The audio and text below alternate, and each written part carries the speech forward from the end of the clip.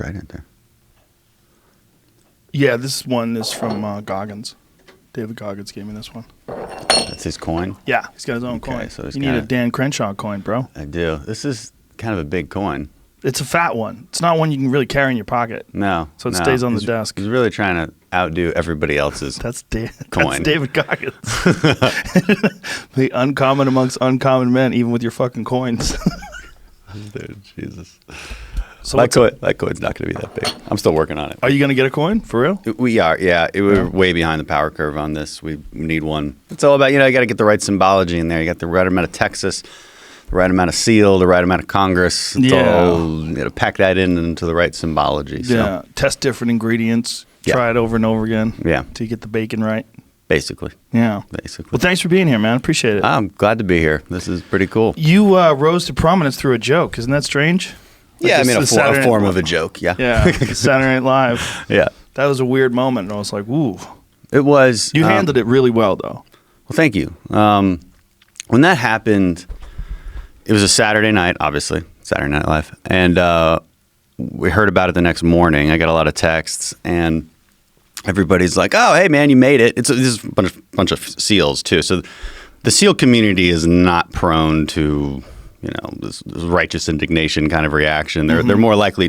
They were more likely in private to just double down and make fun of me more. Right. Which I love about them. But here's what they would say: only we're allowed to make fun of you, not this guy. So that's how we found out about it. We watched it, and we were right in the middle of the campaign. Well, the election was about 2 days away, so. You're struggling just to do all your last minute things to get the vote out. And so this was it did not dawn upon me how big of a deal this was going to be. At the time, it felt more like an annoyance. It felt more like, okay, I've got to come up with a statement. I'm seeing people really upset about this, but I'm not going to lie to them and tell them that I'm emotionally upset, like I'm emotionally triggered by this. That would be a false reaction on my part. So we crafted, I think, the right statement, which was, listen, like, it's offensive doesn't mean I'm offended. And you don't have to choose to be offended here. And as just a general rule, we should try hard not to offend people and try hard not to be offended. Okay, that's it. And I'm not going to demand some apology and kind of stand on my high horse and play this aggrieved victim role, which is the expected role to play these days. We don't want to do that. Well, good for you. Good for you for not doing it. It's refreshing. Yeah, but the joke was kind of funny. I mean, I have to admit. He said you looked like a bad guy in a porno film. That was not the offensive part. What was the offensive part? Yeah, I mean, that part was funny. Now, it drew a lot of questions. He called me a hitman in a porno. Right. And so the obvious question is, what kind of porno is this? I mean, that's right. That's the next thing that goes through your head. What kind of porno has a hitman? Right. And like, what's the role of that? I mean, there's just your mind goes to all sorts of directions. That part wasn't. The offensive part was he lost his eye in the war or whatever. That's what set people off. That's what set people off. Yeah. And after having gone on the show and seeing how they do things and how carefully scripted it actually is, it's unclear to me, and it always will be, and nobody will ever come out with the actual truth on this, on how that mistake got made. I think probably Pete, Dave, if I'm just giving him total benefit of the doubt, and also after having met him and just having a general rule that we should try to give some people some space and assume that they're not the evil people that we might assume they are. He probably just kind of looked at the line and didn't feel like finishing it and just said, whatever. And it just, but that caught and that created this, what actually was a pretty offensive comment. But did he mean it? Well, we'll never really know. Now, I'll back up and say the whole premise of that joke was ill-intentioned. I mean, they said as much, right? They said, look at these gross people. We don't like them. And just to appear somewhat fair, we'll make fun of one Democrat. Mm-hmm. I mean, they did say that. So, this was the thrust of the entire skit was obviously not well-intentioned, but I'm not sure he meant to be as deeply insulting as it turned out. Yeah, he could have said be. the same thing, that you're an American hero, but you look like a hitman in a porno film. Yeah. It would have been funny. Yeah. And it would have been okay. Yeah, it's the whatever. It's that part. But He's no Joe Rogan. He was just trying to be funny, man. That's all it was. You know, people look so deeply into why comics do things, but the majority, the reason why they say offensive shit is because they think it's going to work. That's why. Yeah. They find a thing. It's not like they harbor some deep resentment or anger towards any protected class or anything like that. This is like what people who are non-comics look into it. Guarantee 100%, like, this is going to work. That's all it is. This is going to get a laugh. That's all it is. 100%. And then there's other things you talk about that are important to you that you're trying to figure out how to make funny. But for the most part, especially on something like Saturday Night Live, where they're all kind of competing to be funny together, I mean, that's a very weird show. It is, it was cool being behind the scenes and watching how it all takes place. You know, they come up with these wacky ideas. They test them out. The writers go try it out. They see how it goes. They change some things. They'll do it in front of an audience. They'll see how the audience reacts, and they'll go with that. It was fun. I mean, it was fun to be a part of. It was fun to actually have my input on the. What was great comedy. about it, though, is that you came back after that, and he apologized to you, and you accepted it graciously. But it also got. I mean, it was great for you because it got people to know who you are. And then I started paying attention to you after that. I started watching some interviews and watching some speeches and different things. And I found you to be a very reasonable right-wing guy, which I think we need way more of in this world. You know, it's like, and this polarization of left versus right, it just seems, it's so toxic right now that when you can find people that are reasonable and intelligent and think along logical lines that you could easily follow, and you go, oh, okay, maybe I agree or disagree with this guy, but I see where he's coming from. Yeah. And what you're getting at is a problem in politics is politicians and political leaders, I think, forgot to explain why we believe what we believe. Yes. And that's pretty important. You know, I think too often talking points are relied upon. And it's not that those talking points are false necessarily, but they're not persuasive because you haven't gone a couple layers deep. Again, I think you talk about this a lot. Why are podcasts so popular? They're popular because people want to hear a little bit more information. They want to get a deeper understanding of why you think what you think. People are ready to hear that. They're ready for some nuance.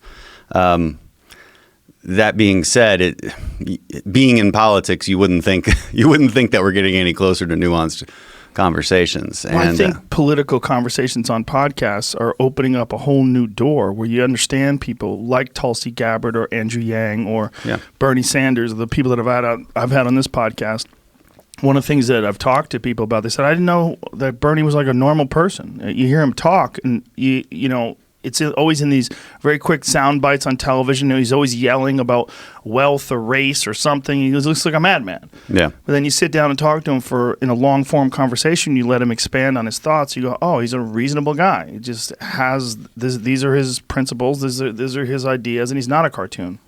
Yeah, I mean, on a personal level, most people in Congress are not exactly who you think they are. They are just people. They make jokes, and we make small talk in the elevator. You know, these things happen. Bernie, in particular, he's on the Senate side. I don't really interact with him at all. Tulsi Gabbard, I do. You mentioned her. Mm-hmm. You know, we do have good conversations. That does happen. We disagree vigorously on lots of things. What do you guys disagree on? Tulsi in particular? Sure. Well, most things, I would say. One thing she's quite outspoken about is our involvement overseas. She would generally say she's much more of an isolationist than I am.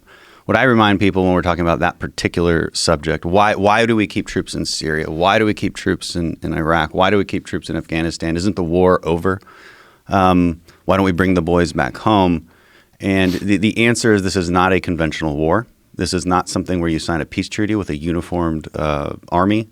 It's a different situation. We send guys like me over there so that they don't come here. We send guys like me over there so that we keep pressure on them and prevent them from having the operational space and timing to commit another 9/11. You have to understand that these people over there wake up every single day trying to plan another 9/11. It is what they do. And we've already seen an increase in ISIS activity just from the drawdown that we already did have in Syria. So, you know, that's a fair disagreement again. But she's a really cool person, and I brought up Tulsi just specifically because we do talk, and I just like her as a person. We just disagree on things, but there's a respect there. To play devil's advocate, some would say that the reason why they want to plot another 9/11 is because we're over there. Yeah, I disagree with that. So let's look at the Osama bin Laden example. What exactly did we do to this guy? You know? Well, we helped him, right? Yeah, Back when exactly. he was fighting against the Soviets with the Mujahideen. Exactly. He was a Mujahideen fighter. We helped him fight the Soviets.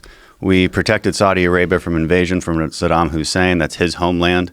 And yet he hated us. And when we left, we never occupied Saudi Arabia. We left when they asked us to leave after we defended them and prevented another invasion from Saddam Hussein after he invaded Kuwait.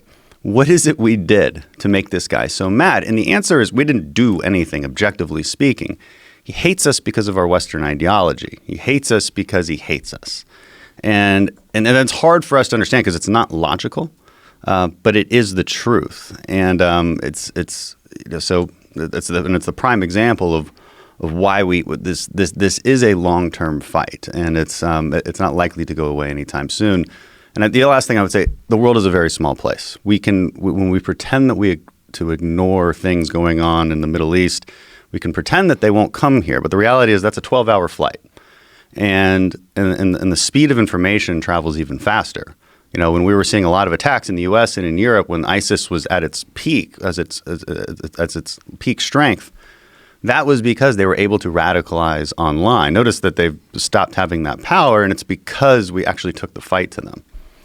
Well, there certainly are some conflicts between their ideology and Western ideology, but why on Western values? But why is it that they're dedicating their entire life to try to take down America? Well, this is always the question. It is a question, and it's you'd almost have to ask them exactly why, right? But I mean, at its core, we are infidels. At its core, they're taking an extreme view of Islamic fundamentalism and believing that we are infidels that must be destroyed. I mean, that's at its core. It's less political reasons and a little bit more emotional reasoning. There has to be some part of it because of our policies and some part of it because of our actions. And I'm not so sure that we should always assume that it's our fault. And I think that's a common theme in politics these days, where anything bad happening must be America's fault. It must be decisions we made. I mean, maybe. But let's objectively make the case if that's true. I think there's an automatic assumption, and it's not self-evident to me. But if we're in, what are we in, 100 and how many countries do we have bases in? What's the number? Do you know? It's a lot. It's definitely over 100. Yeah, and if you were one of the people that is in one of those countries and you had to deal with that, and you saw like the drone attacks in Yemen that have killed people and wedding parties and the kind of shit that we hope never happens again, but has happened in the past, you can kind of understand why there would be a hatred against the number one superpower in the world. Well, opinions in these countries are not homogenous, right? They're vastly diverse. There's millions of people in Yemen probably begging for us to come there. Same with Iraq. The Iraqis did not want us leaving. They knew this would go badly, but again, not all Iraqis, right? So the ones who understood, right? I mean, it just depends on who you talk to. So again, it's everything is more complex than a simple black and white scenario where America's bad or good. It's always more complex than that. So you feel like if we did pull out of all these countries, particularly pull out of the Middle East, Afghanistan, and all the bases that we have over there, that it would be very similar to like what's going on in Iraq, what happened in Libya. There's a power vacuum. The vacuum gets filled by bad guys. It'll 100% happen that way, and there's not a doubt in my mind. There's not a doubt in any expert's minds who's looking at this. I would also say when we have a base somewhere, that is at the discretion of that local government.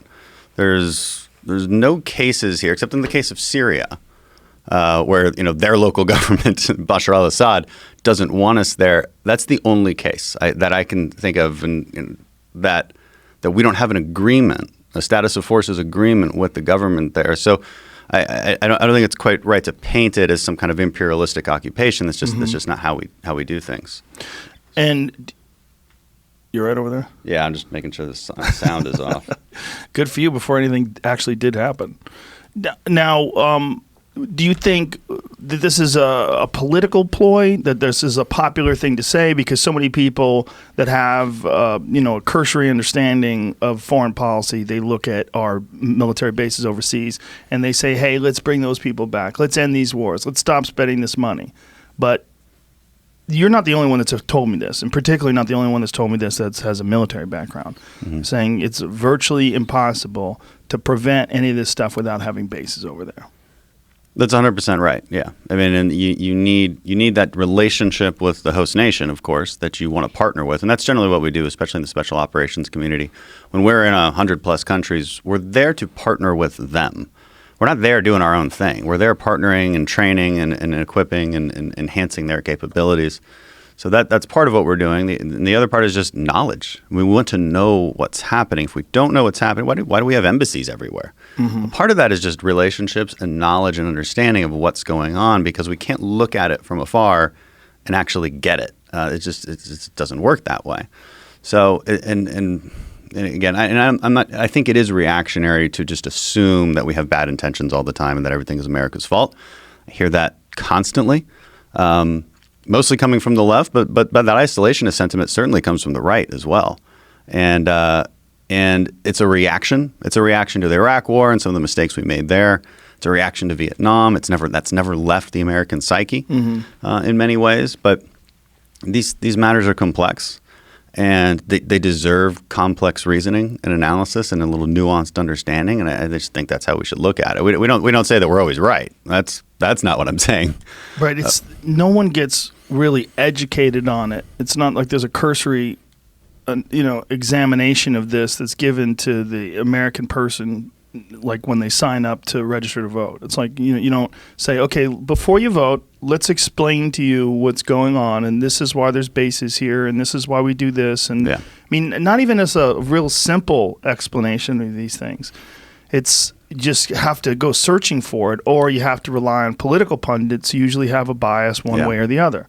It's MSNBC or it's Fox News, and it's, you don't know where the reality is. You can apply that. It's not just our foreign policy; it's every issue. Yes. Why are things the way they are? It's a really good question to ask. Yeah. When we're trying to find the solutions for the things we don't like, the first question we should ask is, why are things the way they are? And that question really gets manipulated, again, on any issue. And it is unfortunate. How do we fix that? I don't know. My message when like high school kids are asking me, how do they get involved in politics? And what I tell them is, it's okay not to know things, first of all, and it's okay not to choose a side just yet, right? Because there's nothing wrong with your ignorance on the why behind this issue. There's nothing wrong with that. You're young. You don't have the experiences yet. It's fine. But there is something wrong with having a very strong opinion on that when you don't actually understand it. Yes. That's what creates the animosity. That's what creates the divisiveness. Because once you're emotionally attached to an opinion, it's not easy to remove yourself from that. It takes a massive amount of I think, humility. And which is an attribute we all aspire to, but maybe don't have exactly. Yeah. And it's hard. And so it's okay not to know and to ask questions and to just wonder and to think, maybe what I'm hearing isn't exactly the whole truth. Maybe I'll look into it before I start posting on social media about how awful that situation is or whatever. People love to know, even if they don't. They love to be the person that has the information. And one of the things that social media has done is allowed this sort of text-based debate format where people can shut people down wrong and say this. Mm-hmm. The problem with that is this and this. And everybody wants to be correct about things because they're married to these ideas. If these ideas succeed, they succeed. If they get a zinger off on someone in some sort of online political debate, they walk around with like a peacock strutting. Absolutely. Like they won. They got one in. And for many people, this is like the only form of competition that they participate in, which I think is a real problem in our culture. Human beings desire competition, especially men. It is a giant, and when they shy away from it, they usually become secretly, quietly angry.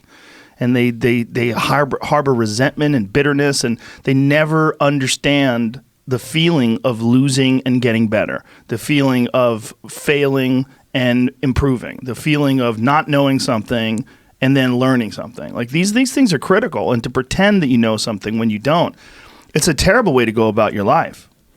Yeah, I mean, that's a very good point on the competitive aspects of things. You obviously compete a lot. I've competed a lot in my life, and I can't imagine a world where that didn't happen.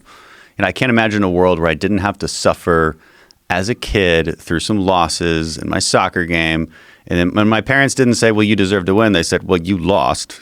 So that's what happens. And guess what? Welcome to life. Yeah, I mean, we still love you, but you fucking lost. And that's life. That's real. Should have trained harder. It's the idea that they're doing that with these little kids, man. When my daughter was 3, she had a soccer game where there was no winners, no losers. Like, the other team fucking won. I watched. the ball went in the goal. Everybody was cheering. Like, happened. what are we doing?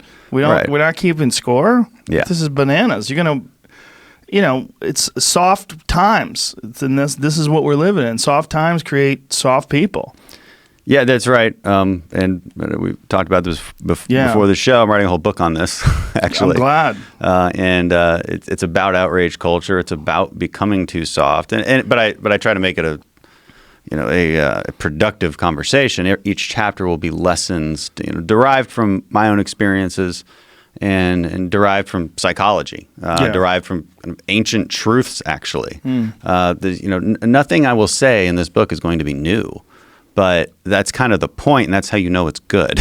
Yeah, we need to hear those things over and over again. Sometimes you forget them. Sometimes they just need to be cemented in your psyche.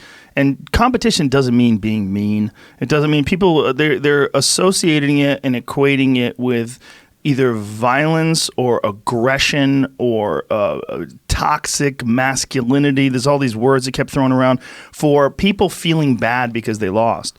But that feeling of feeling bad because you lost something is extremely valuable in your life. And I don't want to say it hardens you, because it doesn't harden you emotionally. You still are the same amount of emotional availability. Mm-hmm. But you get, if you're accustomed to it, and I always tell people, young men, get involved in martial arts, especially jiu-jitsu, because you can do it. You're not going to get brain damage. You get strangled a bunch. You get your ass kicked all the time, and it teaches you humility. It teaches you humility, and then you learn after that you can get better, and then eventually you become the hammer instead of being the nail. Yeah. And that's something you can actually apply to your real life. You can understand that these lessons of failure and humility and humiliation and just getting pummeled, like all that stuff pays off ultimately if you just keep showing up. And that's analogous to life.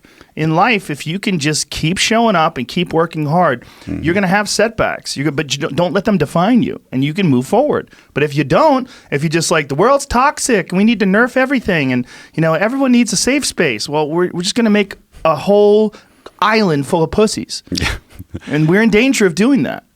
Yeah, we're definitely in danger of doing it if it hasn't already happened in many ways. And like what you're saying is intuitively true, that hardship creates a stronger mind. Yeah. Right. Lessons. But it's not just intuitively true. This is in data. This is in science as well, and in a lot of psychological research. This is and we know it to be true. The reason I love the subject of psychology, because it kind of tells us things that we already intuit to be true, and it just makes sense. And this is certainly one of those. And there's a lot of studies that show people who have suffered deep trauma end up better for it as long as they're telling themselves the right stories. And so I go into this a lot in my book too. You have to tell yourself the right story about that trauma. You have to tell yourself that you are resilient and that you are empowered to overcome it. That's a very important narrative that you have to tell yourself. If you tell yourself it just happened to you and it's not fair and everybody's out to get you, right, I wouldn't wish that psychological state on my worst enemies. I agree with you. Well, maybe my worst enemies, but that's the point, right? Yes. Like you would never wish that upon somebody you like. And that's an important truth I think we have to tell ourselves. When you were in the military, is this something that they taught you, or is it something that you learned through example? Yeah, I think learn through experience. So, the reason BUDS is basic underwater demolition / SEAL training. It is our 6-month trial by fire selection process that we go to become a SEAL. It's the very first thing you do. And it's where you see all the infamous footage of G.I. Jane and Hell Week and all that stuff. That's all first phase in BUDS. And so I like how you brought up G.I. Jane. Yeah, it's the most hilarious. Yeah, I mean, it's probably the wrong example in hindsight. But it's all the Navy SEAL movies, because I can't think of any other movies that show BUDS. Now that you bring it, actually, Lone Survivor, the first intro, I think has some BUDS. Anyway, find it on YouTube. Most people know what I'm talking about, but. G.I. Jane is not a realistic movie. It's one of the least realistic movies in every single aspect about the SEAL teams. But the point is that there's not just a hardening of the mind that occurs from Hell Week. It's like it's an increase in confidence in a pretty excessive way. Like if I can push my limits this far, imagine what else I can do. And then you continue to push those limits. I mean, just even after Hell Week, you do it when you're kind of what I would describe as controlled drowning in second phase, where we learn to be super calm underwater under the worst conditions, meaning you can't breathe and you're about to pass out. And you're still going to go through procedures in a very specific way. You have to learn that calming, and then you've pushed another limit, and you've pushed another limit. So by the time we do get to combat, we have already suffered so badly in training that the combat doesn't feel all that bad, and we're ready to get your eye blown out of your head like I did. You're ready for that. You understand it, and it's not surprising. You don't react as in an emotional way when it does happen, because you've allowed yourself to be hardened and you've told yourself the right story about that. What is a traumatic experience? I mean, the Hell Week can be. It really is. I broke my leg the first time through. I had to do it again. So how'd you break your leg? Just a stress fracture that turned into a fracture, and it just snapped while we were running with the boats on our heads. So we run with these 200 or 300 pound boats on our heads. They're basically kind of boats you use in river rafting, but we run everywhere with them. Some estimates maybe up to 200 miles in just Hell Week alone. So it's one of the reasons older guys, maybe 25 and older, have a hard time getting older through boats. Guys, 25. That's hilarious. Yeah, because your body just breaks more. Early 20s are probably the prime time. Your muscles are developed about that time. Your bone structure can still handle the just immense amount of punishment that it's taking. And, except for mine, we called it, and then we'd make fun of each other and say, oh, nice weak genes you have there. That's why you broke. So your leg broke, and how much time did you need before you went back to do it again? 6 months. So I was rolled 3 classes. Which bone? A left tibia. Oh, okay. Yeah. That's a big one. Yeah, it hurt. That's a dangerous one to break too. There's not a lot of blood flow there. Yeah, it's amazing that you got back in there 6 months later. A lot of times, I know a guy who broke his leg, and he was fucked up for a good solid couple of years. Yeah, and it was a risk because we weren't sure. Frankly, the command was getting impatient. They're like, "We're not going to let you heal anymore. 6 months is it. Jesus. So go for it." It's not like a compound fracture either. This is a crack in the bone. So maybe, in any case, it worked out just fine. But it's a risky thing because I knew it broke, right? Mm-hmm. I felt it. I rounded a corner, and my adrenaline kind of took me through the rest of that run. Then we sit down for lunch, and I couldn't get back up from that seat. Like it was the adrenaline had worn off. There was something badly wrong there. And there's always this question that the instructors will ask: are you hurt or are you injured? Because there's a difference. Yes. And if you're just hurt, because everybody here is hurt. If you're just hurt, then you're just quitting. Right. If you're injured, okay, we might give you another chance. Isn't that interesting? That's for the average person. That's such an alien thought. It's an alien question. Are you hurt or are you injured? Yeah, it is, but there's a difference. There is a difference. Yeah. Now, do they have any courses where they explain to you how your mind works and how to overcome questions and doubts that creep into your head? Or they're teaching you through fire? Right. And we wouldn't want those courses, frankly. So when you see all those like online people, what you got to do is you got to face your fears and understand who you are and say it's going to be okay. Does that drive you crazy? No, it doesn't drive me crazy. I don't mind that somebody's trying to do that. I say that we wouldn't do it because the point is that you're already that person. Mm-hmm. You're a SEAL before you got there. Okay, we're just making you prove it, but you are already that guy. Okay, because you never had a choice. And as another chapter in my book, I call it No Plan B. You go through this with no plan B. If you ever thought for a second that maybe I can make it through BUD/S, like maybe I'll make it through Hell Week, I hope I do, you're not going to make it. Right. There's a choice there. You're telling yourself that you actually have a choice. I think that's with everything. Yeah, it is with everything. Again, this is it's an extreme example, but it certainly applies to everything. It applied to my run for Congress. Yeah. Like if I didn't plan anything after the primary on March 6th. They just didn't. Now, you could argue that was probably not a great idea. Maybe should have had some kind of backup plan. Well, it worked. But it was more of a mental state than it was like a don't have a backup plan. I'm not saying don't have contingencies in your life. I'm just saying And only you know when you've actually decided to quit, right? Because it's one thing to be like, I have tried to be an artist for so long and I'm just not good at it. And then you quit. Well, is it really quitting, or is it just facing reality that you're just not good at being an artist? So it's different. You have to distinguish between those two things. But you know if you quit because you actually quit, you gave up on yourself, and that's and nobody can really judge that for you. And I think that's an important lesson, and that's how you make it through buds, because you never had a choice. I don't think there's a way you can get through what I've heard described and while having a plan B. Like, I hope I get through this, but if I don't, I've got, I'm going to open this pizza place with my cousin, and yeah, I always talk about it like bandwidth, and I would say to people, like, if you want to really do something, you only have let's pretend you have like a certain amount of juice, like your juice is 100, and when it's fully on, you have 100. Well, if you take 30 of it and you put it towards this, and another 20, and you put it towards that. Well, guess what? You think you're all in, but you're really only 50% in, because you've got all this 50% of your juice is on all these different things.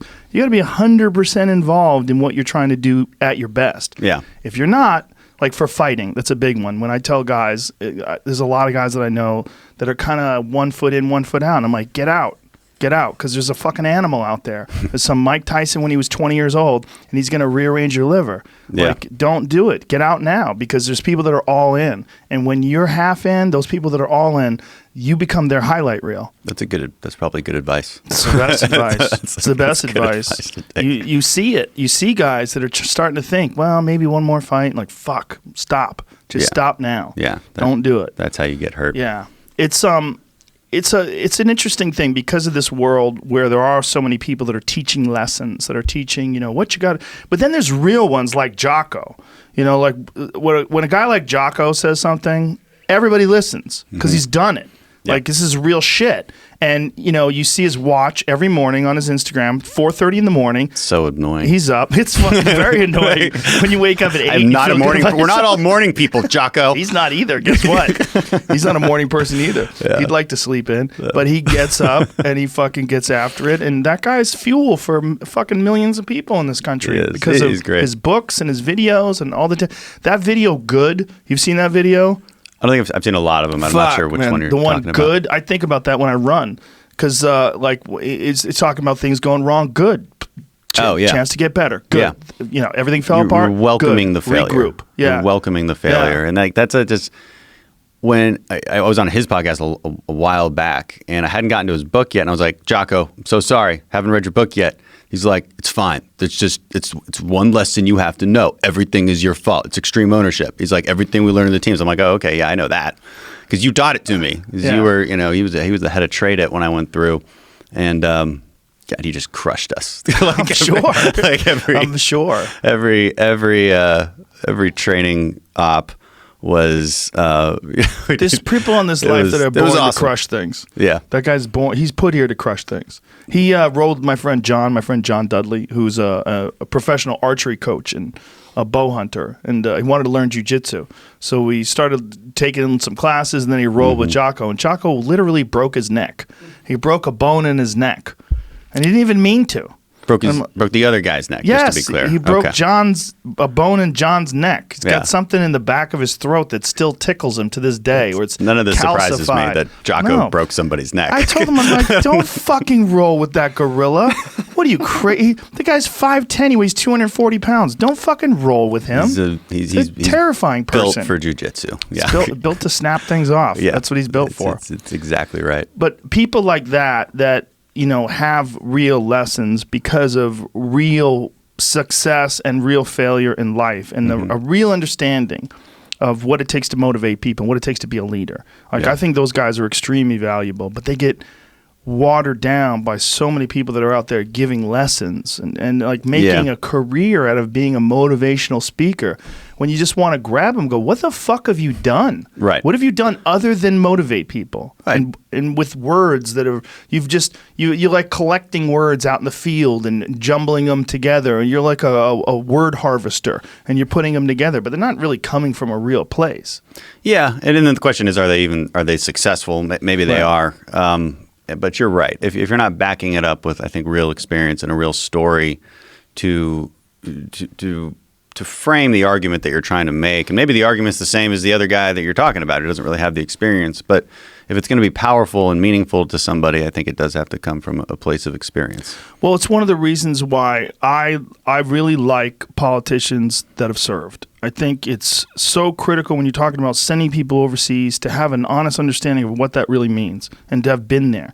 It's one of the reasons why I really like Tulsi, and it's one of the reasons why I really like you. I think it is a giant factor. I mean, I don't want it to be mandatory, but goddamn, when people start talking about going to war and they have no understanding personally about what that means, it bothers me. Yeah, and it's going to war or not going to war. Yes, or not going to war. Both opinions, because again, what me and Tulsi really disagree on fundamental, I think on a deeper level, is whether our troops out there are victims or not. And I think there's a common misunderstanding that our troops don't want to be there, that our troops are being victimized by our bad political decisions. And that's, to me, as one of those people who voluntarily goes out there, which is, by the way, everybody, because everybody volunteers to do it. That's a deeply problematic opinion because it's just not true. The truth is that we want to be there. We want to be serving. Debated her on this and had her clarify her positions? No. We talk a lot, but it'd be interesting to have you guys sit down and talk about it. Yeah. I like Tulsi, so that'd be one of these days we could that's do that. Also nice too that you guys have these differing political philosophies, but yet you can be friendly with each other. Because in today's day and age, I mean, I don't know what the fuck happened. Somewhere around 2016 when Trump won, everybody went haywire, and now you're either with us or against us. And you can't talk to Republicans, and if you do, you're a bad person, and you're a part of the problem, and you're probably a white nationalist, and like it's the most divided I can remember ever this country being. It's insane. Now, on Capitol Hill, it's a little less like, I think behind closed doors, people do talk to each other quite a bit. And I think it'd be good if the American people understood that that's actually what happens. We do debate vigorously in public.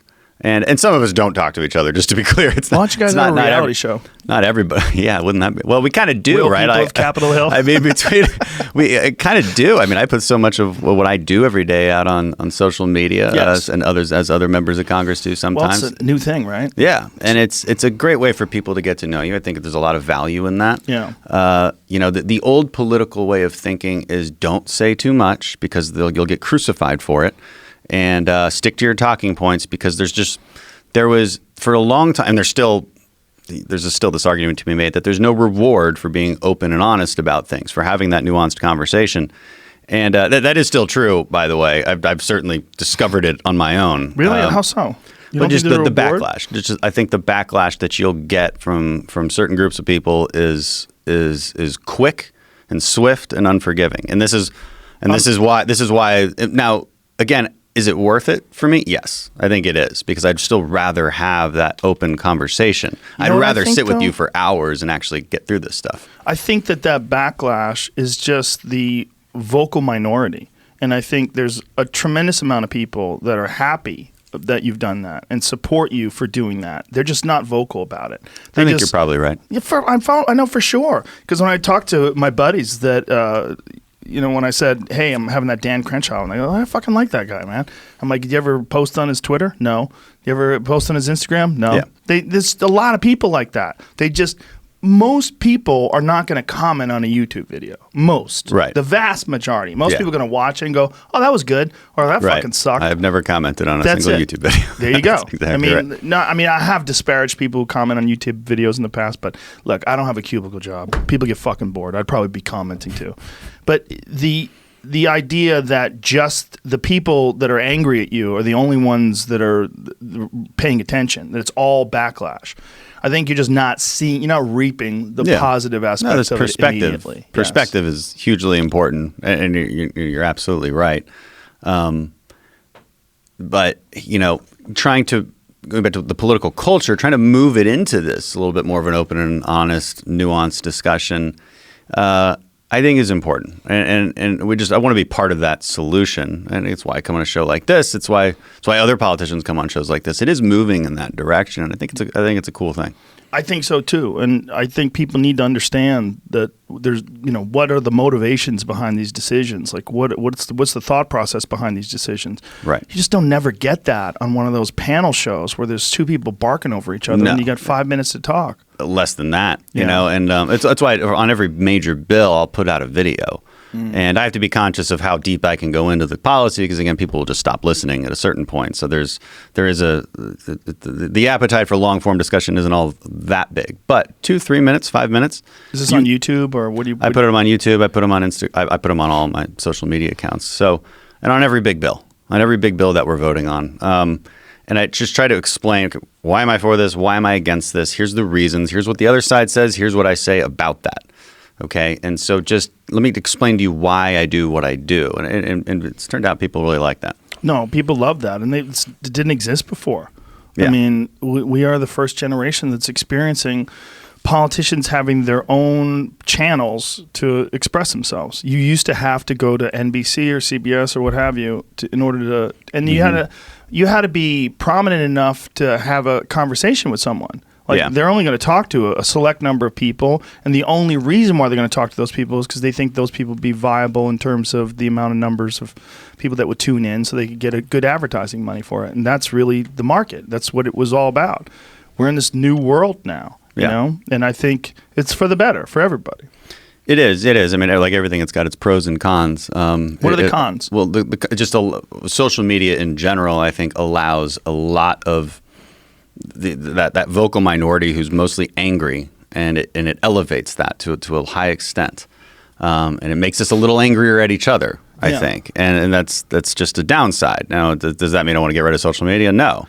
What is your take on what we're seeing now with social media in terms of like algorithms that sort of accentuate that hate, where they find the things that piss you off, whether you like to post about immigration or abortion and whatever it is, and that's what you're going to find in your feed. It puts that in front of you. Yeah. I think my concerns with the social media companies are more the censorship issues. I was going to get to that next. Yeah, and that's generally what we talk about. I haven't thought a whole lot about the algorithms and how that works. I kind of wish they would do it differently, but they don't, and I can't force them to do it differently. But maybe they should recognize that it is accentuating that anger quite a bit, and you have to ask yourself at a certain point, well, why encourage that? Right. It's not helpful. So. No, it isn't helpful, and it seems like it's only for profit. The reason why they do it is because the more people click on things, the more advertising revenue they're going to generate. Right. The best way. I mean, it's not a malicious idea.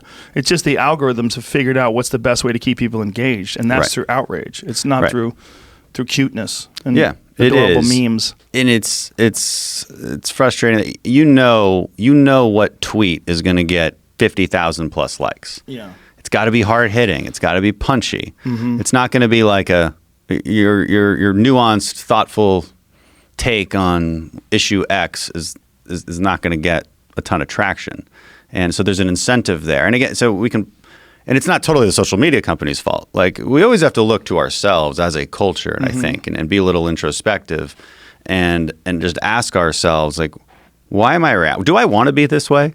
Do I want to be that person that reacts so angrily that posts comments to somebody that I would never have the guts to say to their face? Right. Do you really want to be that person? We do have to ask ourselves as a culture about that. And it's this, it's a lot what I wrote about after the Saturday Night Live thing. Like, we have to get to this point, and it's a pretty low standard, where we're attacking ideas and not people, and not the intent and character of people. And it's a low standard, frankly, as far as political discourse, but it's a good place to start. It is a good place to start. And there is a problem with the gatekeepers of social media, and that these companies are all left with their policies. I mean, they might be right in terms of their business practices, and David Pakman came on here and argued that, and it actually makes a lot of sense, that in terms of like how they still shuffle money overseas and avoid taxes, and they do. There's a lot of right-wing business practices, but my thought on that is it's probably just compartmentalization, and you're dealing with business people that have taken over some multi-billion-dollar corporation, and this is the business aspect of it, and then you've got your social engineering aspect of it. And the social engineering aspect of it it's very problematic for me. There was an article that was written recently, and one of the guys he was saying something about me, and that no, silencing white nationalism and keeping them off your platform is not censorship, which is the dumbest way to sort of boil down my position on censorship and ignore the real problems of other people deciding what someone can or can't say and what is or is not offensive. One of the best examples is a woman named, I think it's Megan Murphy. Megan Murphy is her name. She's what's called a trans exclusionary. What's the word? Why am I exclusionary? Trans exclusionary radical feminist, a TERF. And she was in a debate with... I don't blame you for not being able to remember that. Trans exclusionary, but exclusionary is a weird word. She was in a debate with people about whether or not trans women should be able to invade feminist women's spaces. So a person who's biologically male, who becomes a female later in life, should be able to make decisions in feminist debates and right, and get into their sports and all that. So she says, yes, the sports is the big one for me, particularly fighting. Yeah. She says, but a man is never a woman. This is what she says. Okay. So Twitter asked her to take it down. Yeah. So she takes a screenshot of that. She takes it down, takes a screenshot of it, and reposts it. Like, fuck you. Like, I'm going to put it back up again this way. Mm-hmm. They ban her for life. For life. You know who's on Twitter with no problems? O.J. Simpson. O.J. Simpson murdered 2 people. He fucking went to jail for armed kidnapping, and he's on TV. He's on every day. Hello, Twitter world. Well, Hamas, he's fine. Among other things, Hamas too. I mean, this Megan Murphy, she says a man is not a woman. She's fucking correct biologically. She's biologically correct. I mean, if we want to decide socially and culturally that we're going to accept this person as a woman, this is a completely different discussion. But she's right. She's biologically correct. Right. Scientists would say, well, here we go. We've got some chromosomes here, and we've got X and Y, and this is a penis, this is a vagina, this is a man, this is a woman. And, you know, maybe this person identifies with being a woman, but she's saying you're not a woman, and you're banning her for life.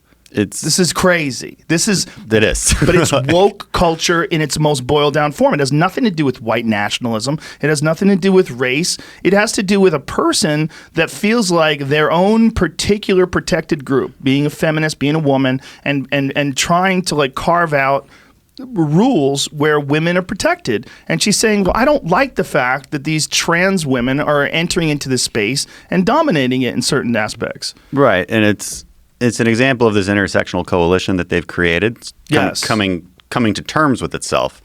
And you know, a lot of the feminist groups aligned with us against the Equality Act, because the Equality Act would have put into real practice this, into concrete terms, biological men getting into women's sports. Yes. And so among other things, by the way, and a lot of feminist groups were finally coming out and saying, no, this is not correct. Like we're a feminist group, so let's protect women, which I fully agree with.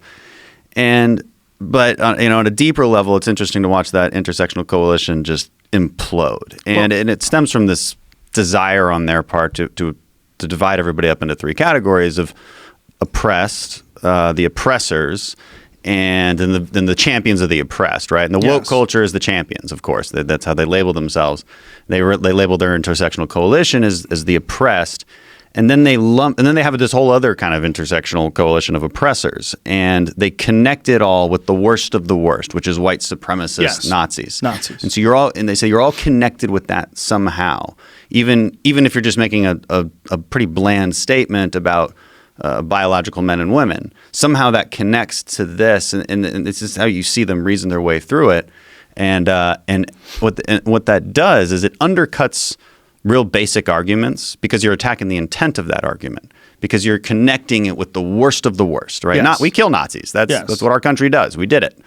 And so if you're connecting all of these things you disagree with that, well, you don't even have to make an argument anymore. Yes. And the idea that you're going to somehow or another convince people that everyone is a Nazi just because you say so, that's not going to work. Yeah. What's going to work is people are going to they're going to go to the other side.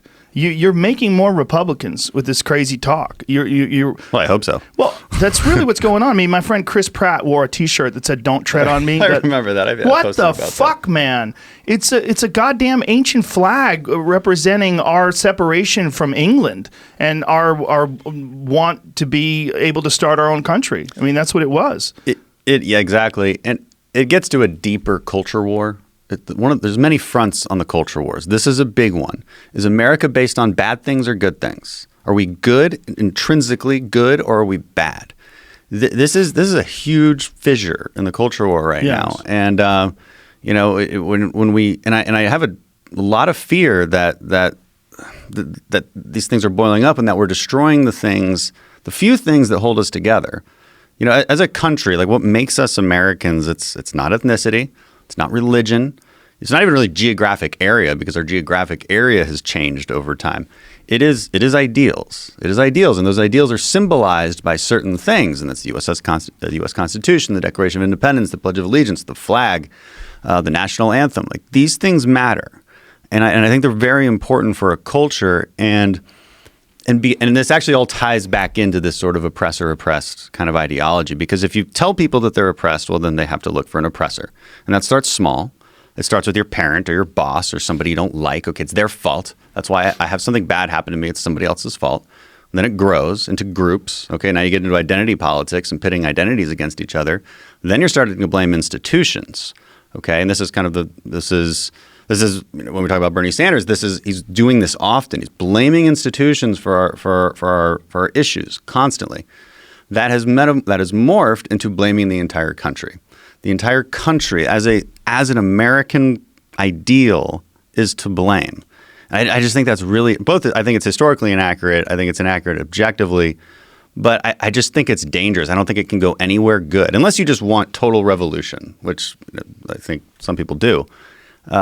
It tears us apart, right? And we're getting divided along. We're allowing the pop culture to get involved in this too. So we can't share pop culture anymore because musicians are getting involved in politics and comedians and late night shows. And it's like, okay, well now half the country can't even watch it because those people are just telling them how stupid they are. Yeah. We're losing these basic symbols that bring us together, and then we're also losing the pop culture that kind of brings us together. That should be something we can just share and then not talk politics, but that's been removed as well. And I just the culture war it's not going a good direction. I'm hoping that this is an adolescent stage in the development of this strange country that's an experiment in self-government. That's what I'm thinking. And I think this experiment in self-government, which is a completely new thing in human history, that's redefined the way the rest of the world governs itself. I mean, that's what America really is. Is it perfect? Fuck no. But humans aren't perfect. There's not a goddamn human anywhere that's perfect. There's not a single culture anywhere that doesn't have something that's inherently wrong with it. It's the best system for imperfect human beings, yes. Right? And it's a system based on the fact, the unavoidable fact that we are imperfect. Yes. Okay, and that you cannot constrain mankind's nature to the extent that progressives would like to. There's a belief it comes from just Marxist ideology and kind of French Revolution thought that you can perfect human nature, that you can get people to be perfect eventually if you just give the state enough control and stop certain thoughts that are bad, keep those down, elevate these other ones. You can eventually get us to where we think we should be. I think that's utopian. I don't see how that's ever possible, and I think our U.S. constitutional system understands that. It's not like the founders got together and just made a bunch of stuff up, right? They were very well versed in history. They studied it relentlessly. And they took ideas from Jerusalem and Athens and Rome and London. They took all these best ideas and these best practices, and they said, this is probably how we should govern. We're first going to say why government exists. Okay, we're going to say that in the Declaration of Independence. When Thomas Jefferson wrote that, the Declaration of Independence wasn't just declaring its independence, it was also declaring why government exists. And it exists to protect inalienable rights, life, liberty, and pursuit of happiness. Right? And he gets these ideas from guys like John Locke, who said life, liberty, and property, or those are unalienable rights. And you protect rights. You can't give them to people, but you can protect them because they're already inherent in you. They're natural rights. Okay, and then the Constitution told us how to govern.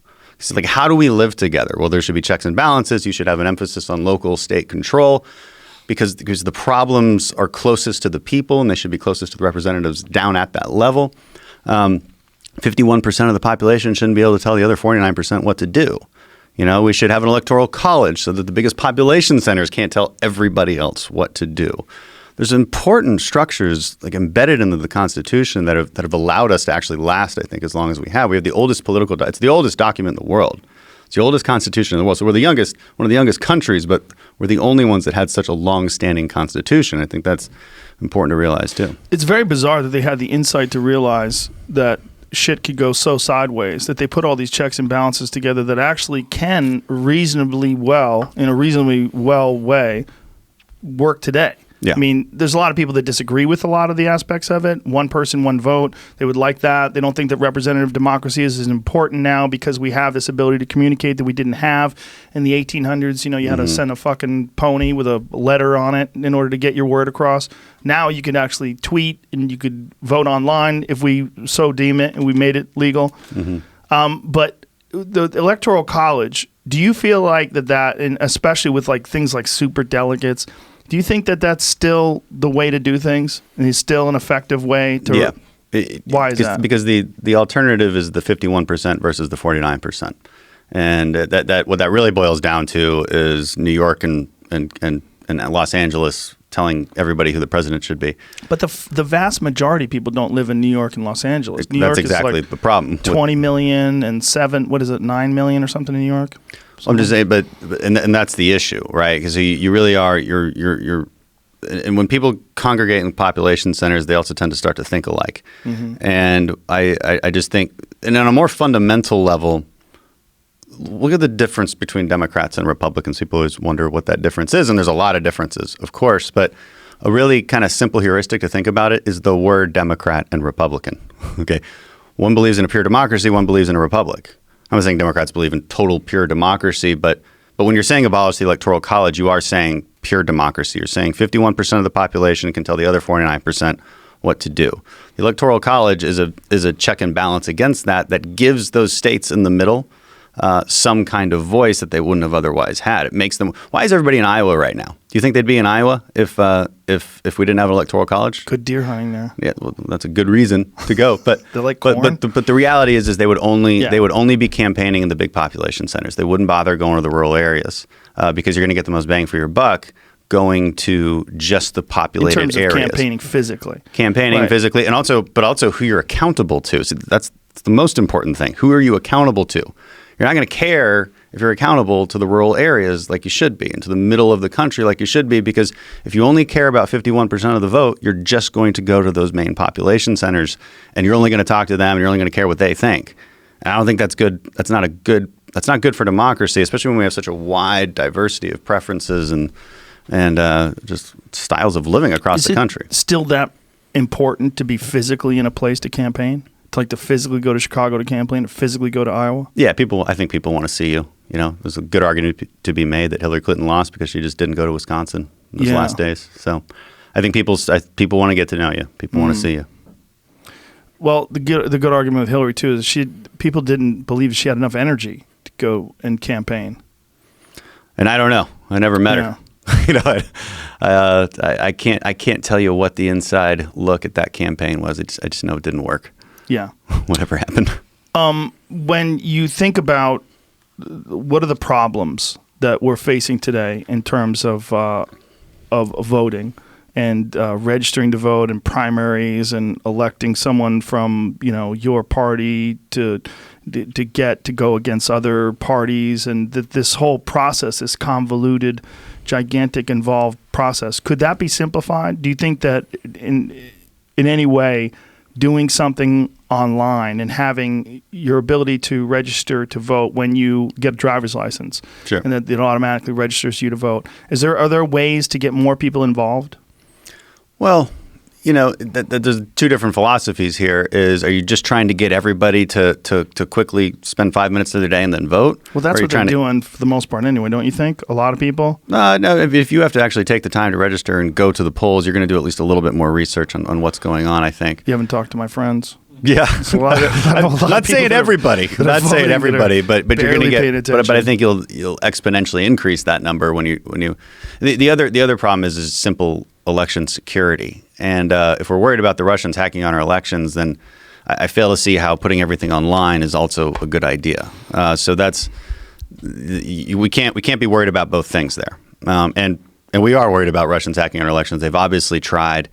When You you think they look, tried hacking the results? I mean, they've clearly tried to influence the way people They did interact try. with each other. They tried everything. What did they try to do? Yeah, they did try to hack the results. They're unsuccessful. One of the reasons they're unsuccessful is because a lot of our election machines are air gapped, and they're also different every county you go to. I mean, so it is a mess because we allow states and counties to be in charge of that. But that also makes it highly resilient because it's so compartmentalized. I mean, so from an intelligence operations perspective, you want things to be compartmentalized, and our election system actually meets that. And we're working a lot with the DHS is working a lot with local authorities to even improve upon that a lot. So I think we're going in the right direction. So you can't hack dangling chads. Remember those things? What were those? What was it called?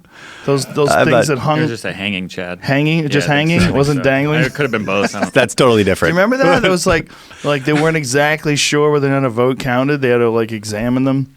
Yeah. That seems like a silly way to. I mean, if we can do banking online, why can't we vote online? Isn't there a way to make something where it's hack proof? Is that possible? It might be. It might be. Again, but now you're getting into a problem with identity. Again, a lot of people believe you shouldn't have any voter IDs. I think that's crazy. I think we use IDs crazy. all the time. I think you should have an ID to register so we know it's you. Right, of course. And then you should just show your ID when you vote. But what I'm saying is, wouldn't it be a better thing if more people voted? Or do you think that it's better if only the people motivated to vote and participate vote, the way we're doing it now, where you have to register within a certain amount of time, you have to show up at an actual polling place? Yeah. Do you think that's better? It's not self-evident to me that by nature of more people voting, things will get better. I'd like them to go vote. I'd like them to put in the work and to do their civic duty and to get educated and go vote. I would like them to do that, but that's a separate discussion from removing safeguards on our elections just to make it easier for them to do what is already quite easy. I mean, and there's this weird argument against this. It's so hard to vote. We're so suppressed. There's just no evidence of that. And it's just not hard, but it's not as easy as it could be if you could just register online. Yeah, I mean, I can make a million things easier, but that removes safeguards that create safe elections and elections that we can have faith in. And that's a very important thing. And I think you see this when you have this discussion with people, they're already on edge about whether their vote really counts because, some people think illegals are voting. And again, there's not a huge amount of evidence for that either. It does happen, but it's not. How can illegals vote? I mean, they have to register? In places where there's no voter ID, you can make it a lot easier. Where's there no voter ID? I don't believe there is in California. Am I right on that? Dare you, California? Is that true? Let's check on that. But it's definitely not the law of the land everywhere. In Texas, it is. So Texas is a good example, I think, of it's very easy to vote. I just can't imagine that people don't think it's easy to vote in Texas. If you're a senior citizen or disabled, you can mail in your ballot 30 days prior. We have 2 weeks of early voting. You can go to any election place in the county and vote from 7 a.m. to 7 p.m. for 2 weeks straight. Hold your ballot. And you just show your ID and you vote. I mean, we feel in Texas like it's safeguarded. We're not overly worried that our vote doesn't count because it's canceled out by some fake vote. And it's hard to argue that there's suppression either because again it's so easy to vote, or you can go on election day. It's just a shame that we have so little faith in our ability to do things electronically that we're worried, and that we wouldn't want people to vote online because we're worried about people hacking it. That is a shame because I just feel like if you could watch, maybe if you were going to vote online, you would have to watch a 5-minute video explaining people's positions on things, explaining where they stand and why this makes sense, and show that. And after that 5-minute video, then you get to vote. Yeah, that's an interesting idea. I'm not opposed to the videos. Of course, forcing people to do things, just generally speaking, is tough. But it still goes back to how do you even know it's the right person who's sitting there at the computer? That's true too. Yeah, I mean, right? that's the difficult part. With your phone, you have Face ID, Yeah. Apple ID. Yeah. Use fingerprints with other phones. Oh, sure. I mean, there's interesting ideas that you could look into to make this work, but it's a pretty massive change, and it'd be a massive federal takeover of what is constitutionally a state's right to implement that. So, it's just, and then the question is, what are we trying to fix?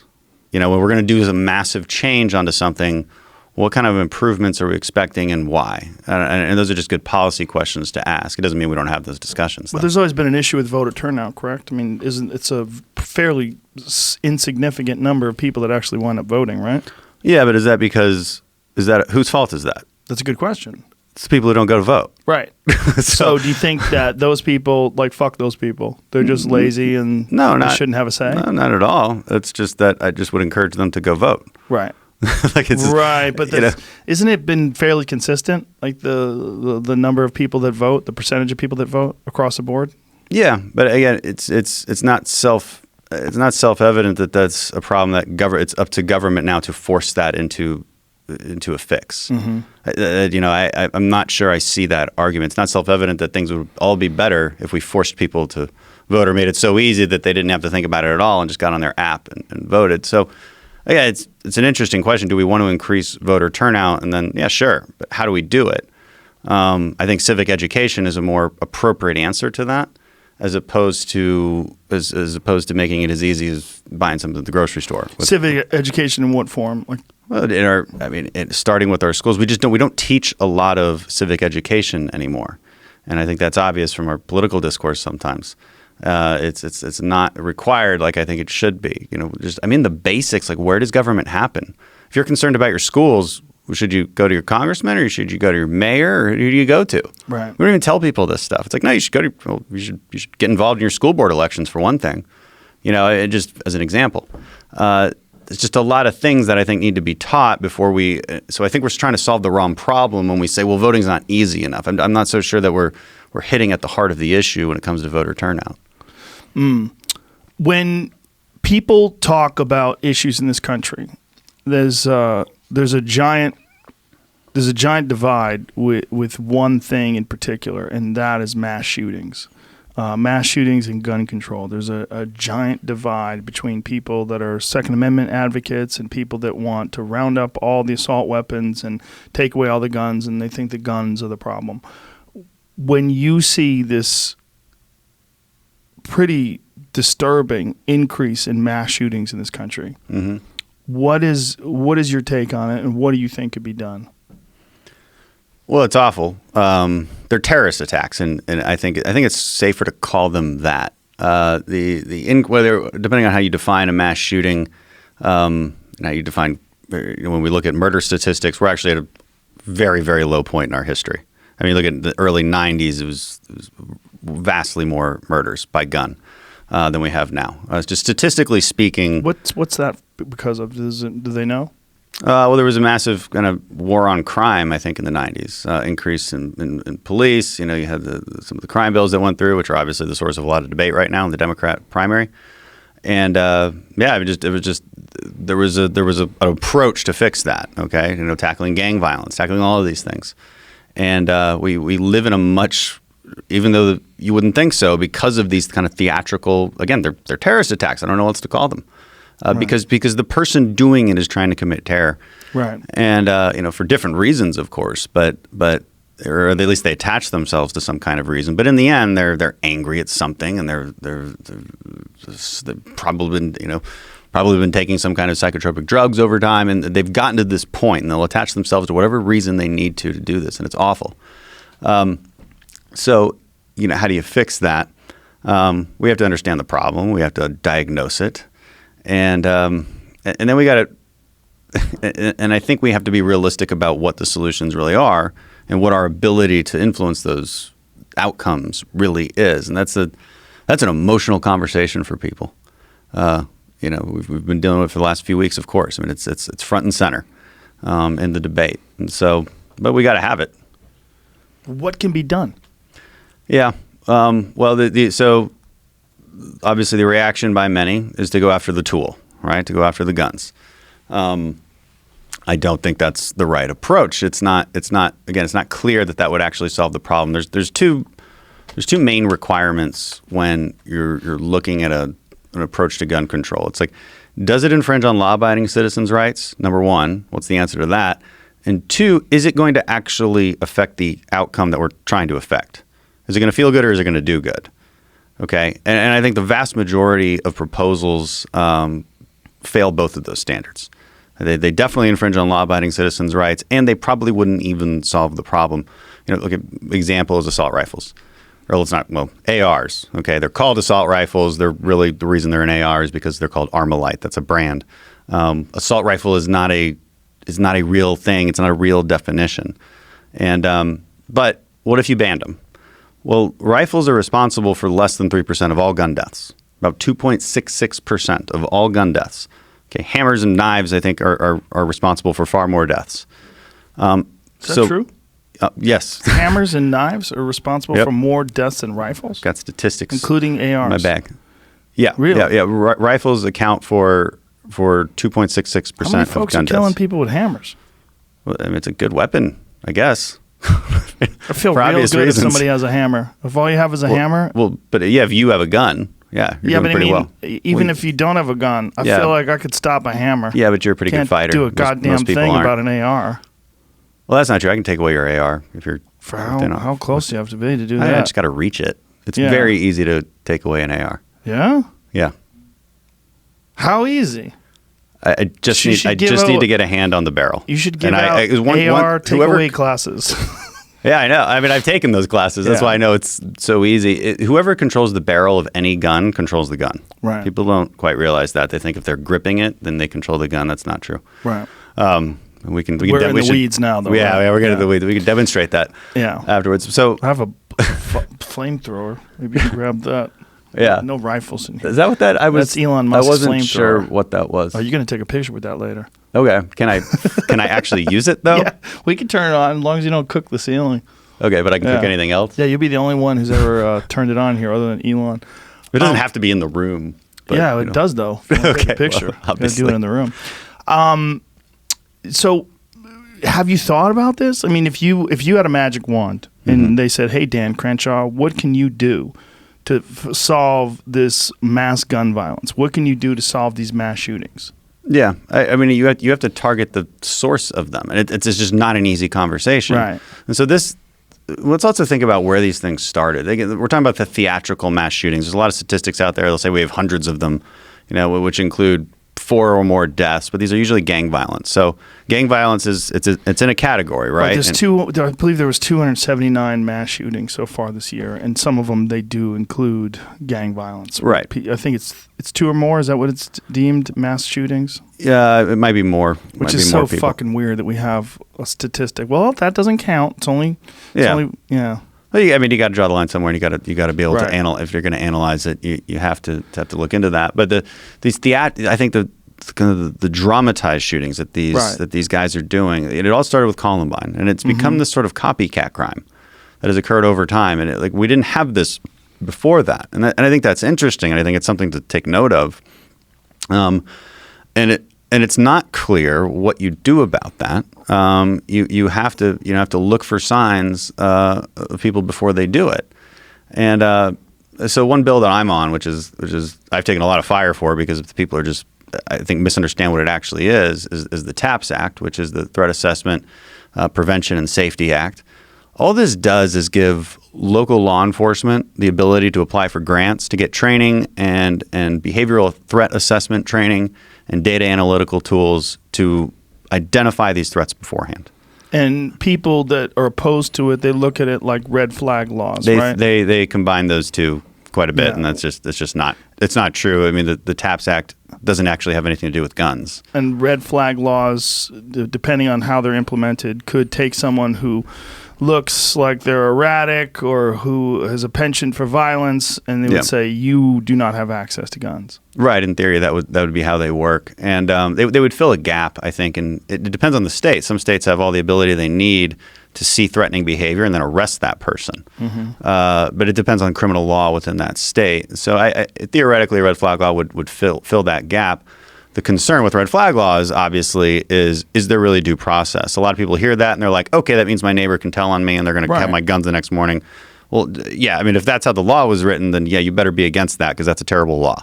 Right. And to be fair to a lot of the people who don't like red flag laws, they see how these are written in a lot of states. I think California has one. And they see how those are written and they say, this doesn't protect due process. How can we possibly be for this? Now, on the other hand, there hasn't been any cases where there's been some obvious abuse of that law either. So, I've encouraged the conversation. I think the conversation has to happen at the state level because every state has different criminal law, and that's where criminal law happens. It does not happen at the federal level.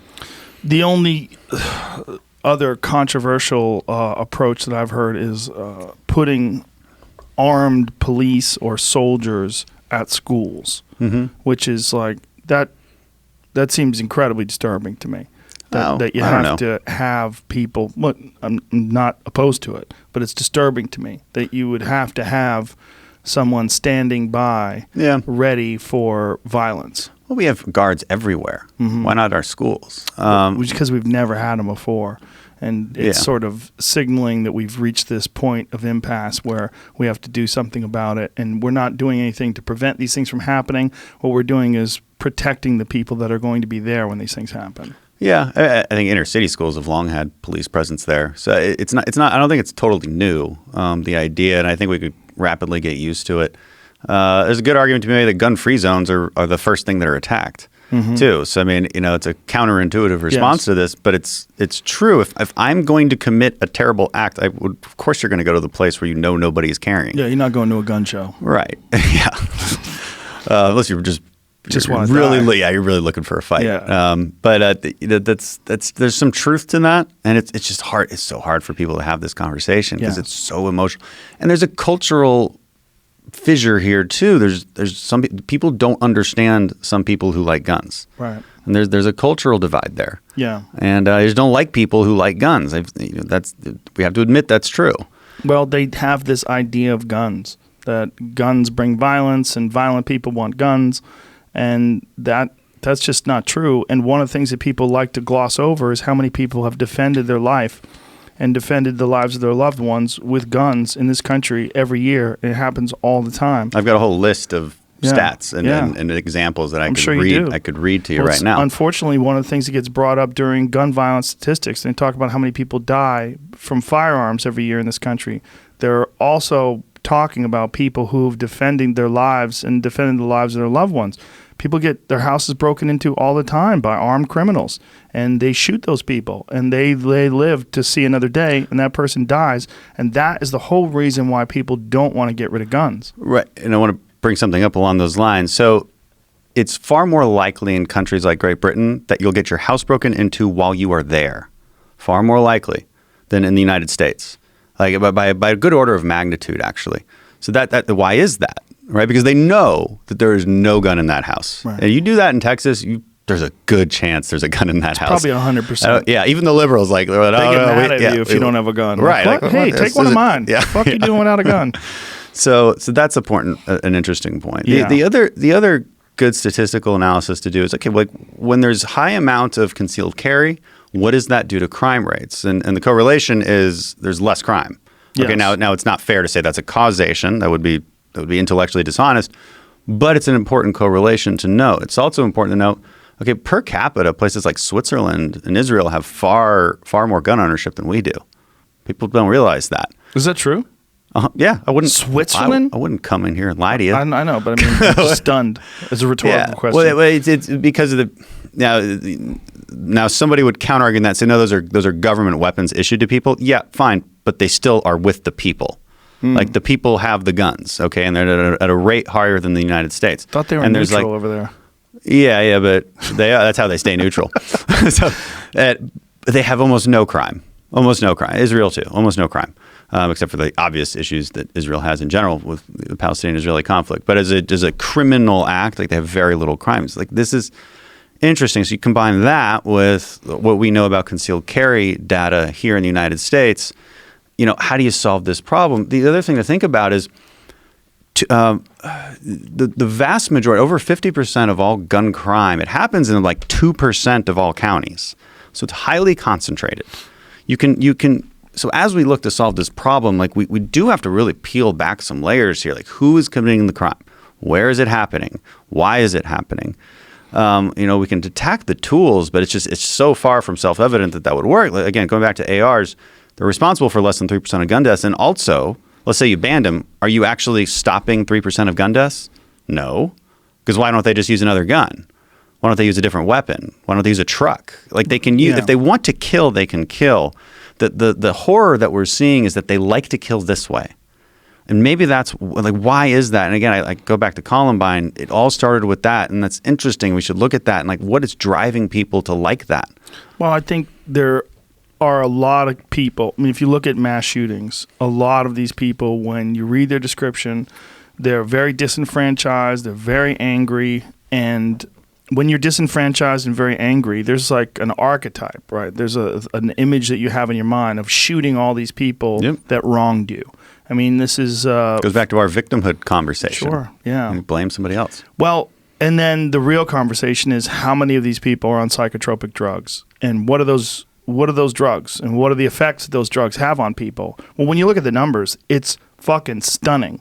Whether it's anti-anxiety medications or SSRIs or amphetamines or whether it's whatever they're on that alters the chemical frequency or the biological structure of your brain in terms of like what chemicals are in there, serotonin, dopamine, these speeds that so many kids are on Adderall and various types of speed. That stuff radically changes the way you look at the world. Yeah.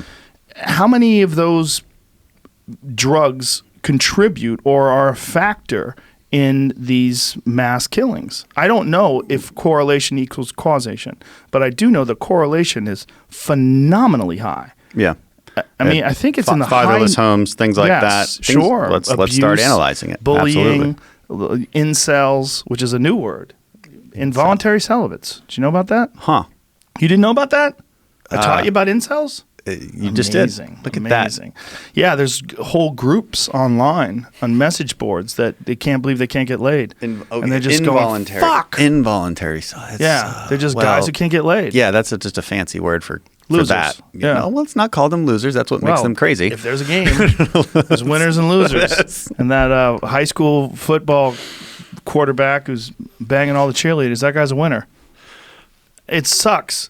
That's true, but so unfair. It is unfair. I'm hoping genetic engineering fixes all that in the future. But this is what you're dealing with a lot of times. Is these guys that got a really shitty roll of the dice, and there's no other way to describe it. They got handed a terrible hand of cards, right? And some of them are pilled up and angry and abused, and they have access to guns, and then next thing you know, there's a mass shooting. Right. And then, again, going back to the victimhood conversation, maybe they weren't dealt a bad hand, but they also tell themselves the wrong story about why that is and who's to blame.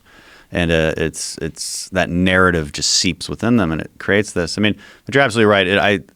When Bernie Sanders was on here, there was one thing I thought I agreed with him on, which is we have to look at the effects of these drugs and like really what they are. Yeah. I don't see anything wrong with that. I think that's true. It's amazing how much blowback you get from that, and it's by people that want to look at the guns. They just want to say, no. Why are you talking about psychotropic drugs? It's the guns. No, I'm talking about the guns too. I mean, I don't necessarily think that really angry, volatile people that have criminal records should have guns. I think they shouldn't. Right. So the guns are. And we already outlawed that. Yes, we do, and we probably should, have some understanding of who you are before we give you a gun. The real question is, what is that understanding, and how do we go about doing that, and how do we keep people from making these incredibly rigid rules? I mean, particularly regionally, right? If you have states that decide to have incredibly rigid rules that preclude most people from having guns. Yeah. I mean, that can be possible if they just devise their own tests and you're honest about your perspectives on things. And that's the fear, and it's an honest fear to have. Because, what is the limit? If you're on psychotropic drugs, should you be barred from having weapons? Right. Of course not. And how do you manage that? And the way we do it now, again, you have to have committed a crime of some sort. So there's other things too. If you abuse medication, if you abuse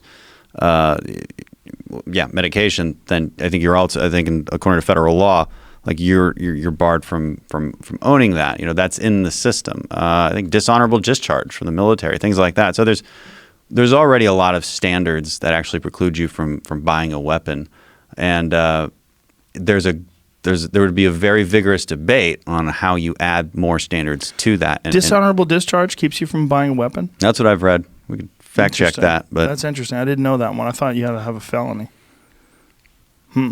Maybe. It makes sense, but there's no answers. And this is the thing that domestic abuse too. Sorry. I came up with from. Is there something, Jamie? Yeah. Dishonorable discharge and NFA. What's an NFA firearm?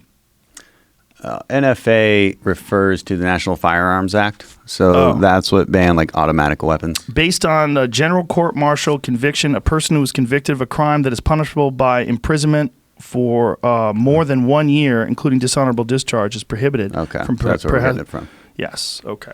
That's what it is. So it is true. So if you're imprisoned, not just a dishonorable discharge. It would be. There's a lot of people dishonorably discharged that probably not violently. They're not violent offenders. What's disturbing, talking to you, talking to Bernie, talking to Tulsi, talking to everybody, is nobody has a solution. I mean, all the brightest minds that are thinking about this all the time, no one has one thing that makes sense. Well, this gets to a very deep question about what are capable, and I think I briefly touched on this before, like why does government exist and what are we capable of solving and what needs to be solved by ourselves? There are and what is just inherent to human nature, and it's evil and we hate it and we don't want it to be there, but it is. And is it appropriate for us to scream to our politicians and say, save us? And sometimes it is. Sometimes we can solve it. We should try. But we have to do it with some kind of constrained vision, as Thomas Sowell would put it, about what is possible, and then let's be reasonable about what is possible and hit those two categories I said. Are we infringing on the rights of everyone for the sake of doing this?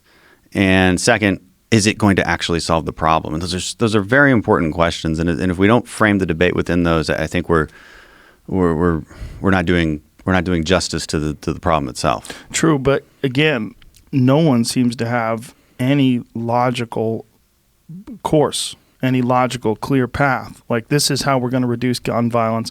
This is how we're going to stop mass shootings. I mean, other than arming all these public places. I was in Rome recently, and when you go there, it's fucking stunning. There's military vehicles, guys with guns just strapped, ready to rock, just standing by all over the place. And I was like, it used to be that way. No, it didn't. And I was like, wow, this is very, it's, you're trying to enjoy yourself when you're on vacation. You're checking all these ancient buildings. And then you're like, oh, look, fucking guns, military, tank. Look at that. Yeah. And I wish it wasn't that way. Yeah. We all do. But again, like, you're right.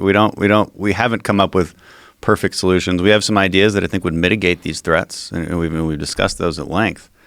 But none of them seem tangible. Everything seems like just talk.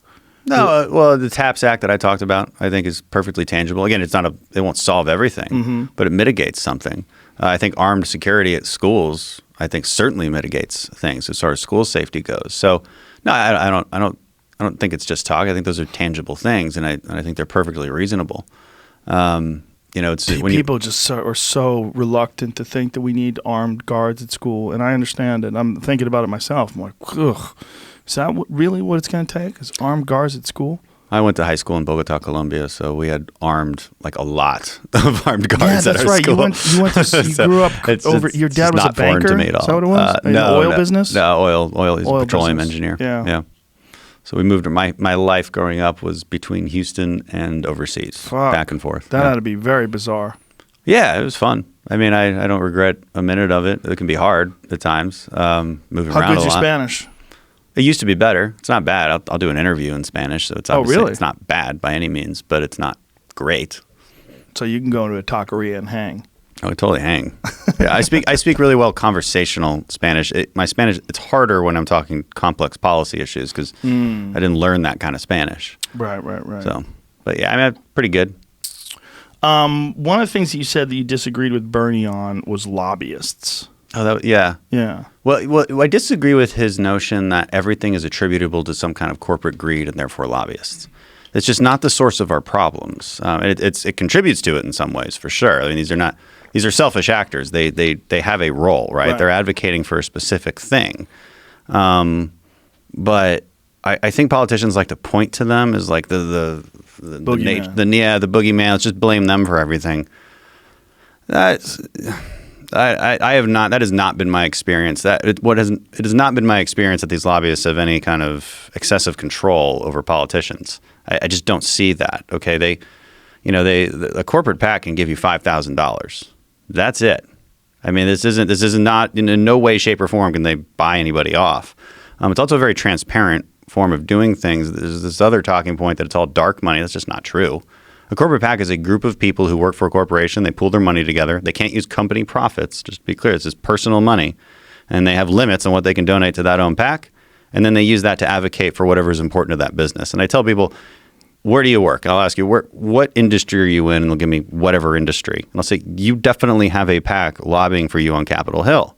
All right, and they'll just point out bills. They'll say, listen, this is problematic in this one. This would hurt our workers. This would do this. It would put us out of business. Like, don't do that. That's it. And so, yeah, they're selfish actors. Don't get me wrong. Like but they're advocating for their thing. But that's also our democracy. Individuals can donate more. No, so an individual cap is $2,800 to a campaign, and then a couple like you and your wife can double that. Okay, so it's basically the same as a PAC. It's basically the same. It's only $5,000 ish. Yep, that's the maximum. That is the maximum. But there's also influence that comes with that on top of financial. There's also influence in terms of just cronyism and people reciprocating, getting along with each other, and working, establishing long-term relationships where they agree on things and they make deals. And they make deals that might not necessarily be in the best interests of people, like deals in terms of like what businesses get subsidies, what businesses don't get subsidies, what things get negotiated, what don't. Here's a perfect example. That's exactly why I think we should have a less powerful government that can't be bought off like that. Yes. You want government, if you want government to, because cronyism certainly happens. Right, and they'll say, "Listen, like there's, and who can lobby? It's the bigger companies. So there's some agreement here, but I think there's somewhat a misunderstanding of what's really happening. So, yeah, like a big business can lobby, and then they'll ask for more regulation. So, and then who does that really hurt? It hurts their smaller competitors. So the answer is actually who's at fault here. It's the fact that government's trying to excessively regulate so much, and it creates a situation where there's no longer competition. Okay, and then that's a real problem. Now, that excessive influence, though, again, it's not something I've seen because there's a lot of competition for influence. Anybody can come to your office, and they all disagree. Right? There's all these different interests that actually compete with one another, and they represent different interests. So it's not self-evident to me that influence is it's certainly not bought, and I don't necessarily believe it's excessive either. It's just not what I've seen. Maybe they just don't come to me.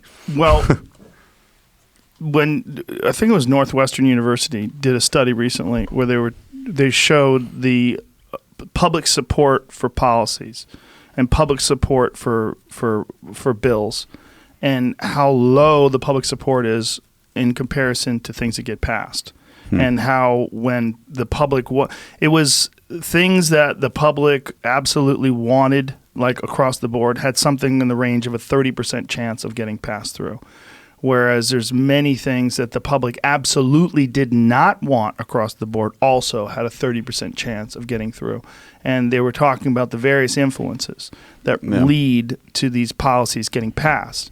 Now, the argument is that you're electing representatives. Those representatives don't do you justice and pass bills and enact policies that would help your community and help you. Then you elect them out of office.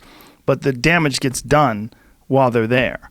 And the idea is that these people would then go on from there once they've established that influence and once they've helped these people get jobs in the corporate sector, get jobs that represent what they've done for those corporations while they were a representative supposedly of the people.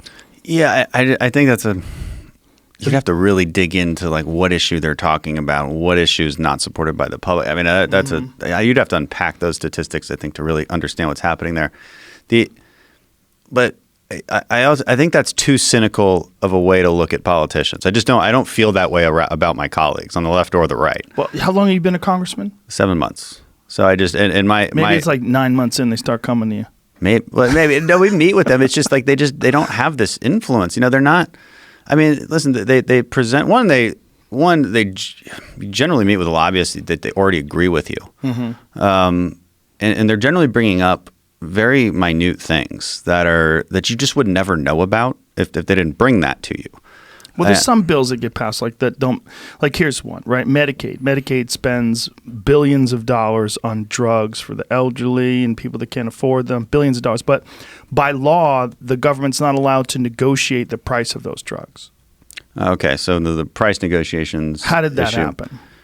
Well, how did it happen? It was never a thing to begin with. So there's an argument to be made that the government should be able to negotiate prices, right?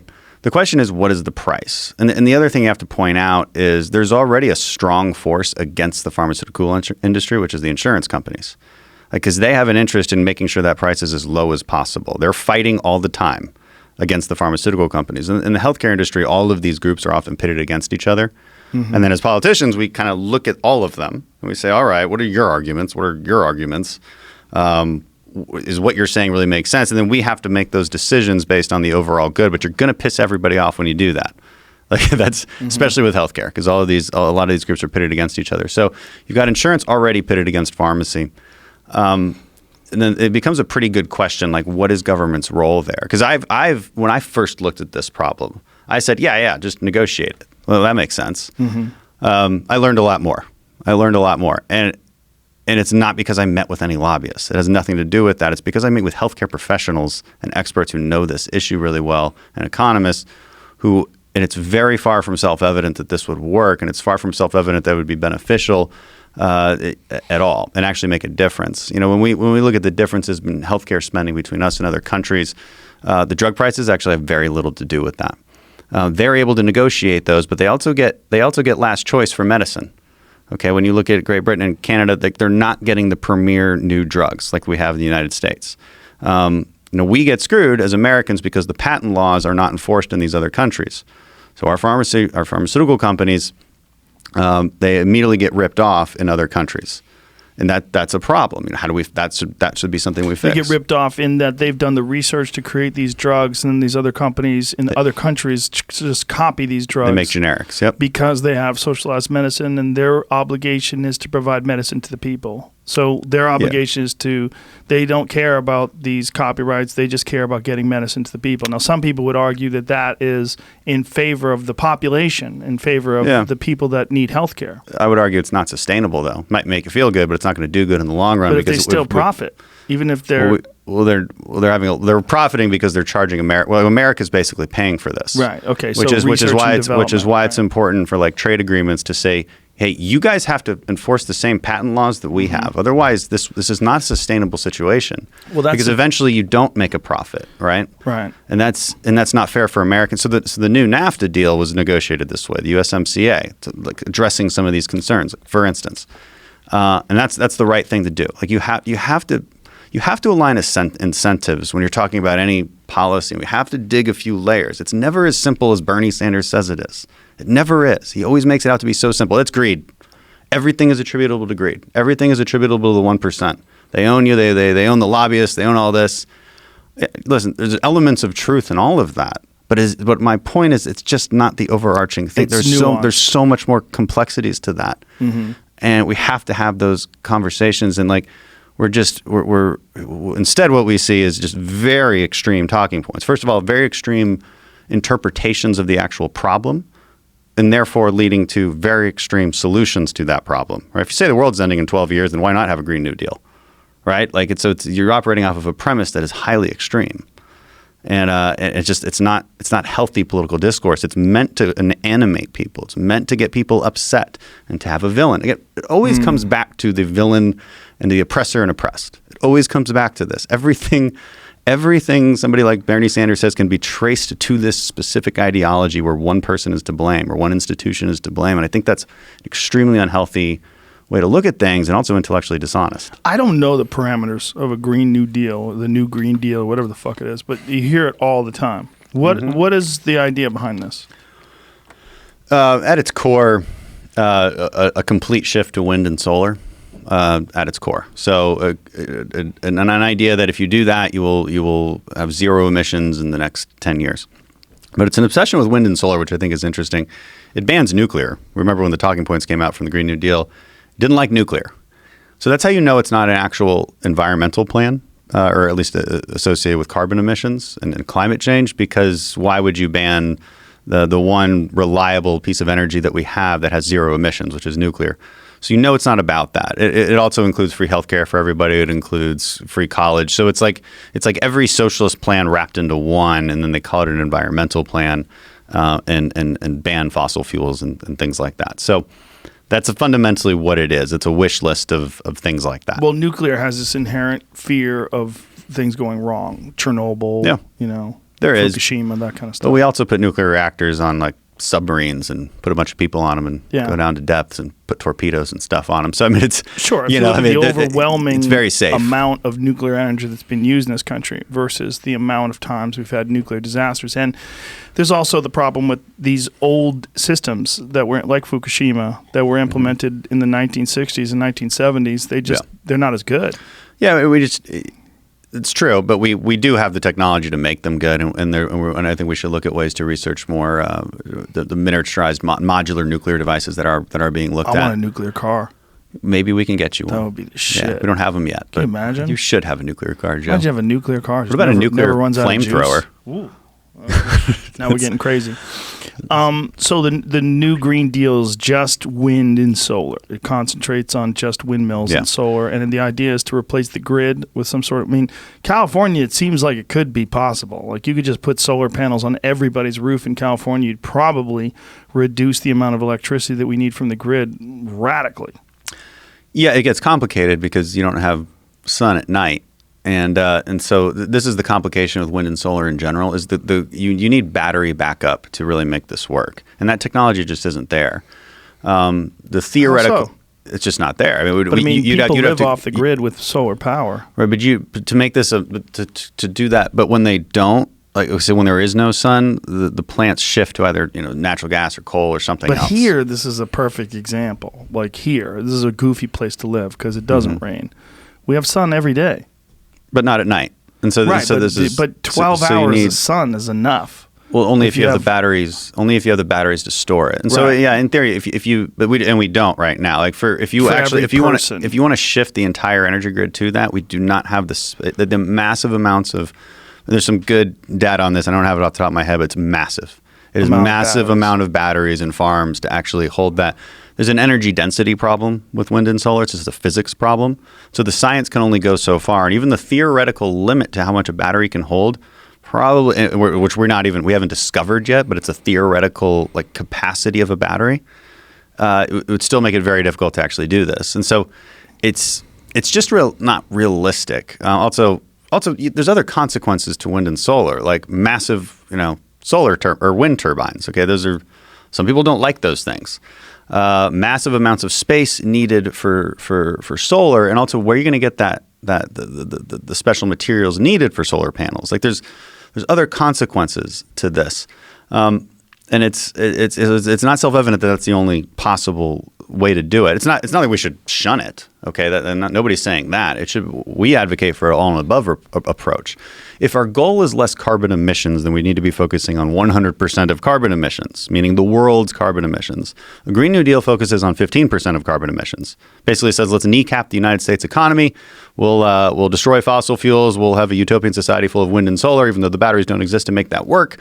But hey, we'll make it work. So and then that solves 15% of the problem and has almost no effect on the actual climate. So when I say 100% of the problem, what I'm saying is technological innovation, whether that's nuclear or carbon capture. If the goal is less carbon, then let's actually focus on carbon capture. So I just dropped a bill, Senator Cornyn did on the Senate side, called the Leading Act, And it basically it repurposes grant funds in the Department of Energy to focus on carbon capture for natural gas plants.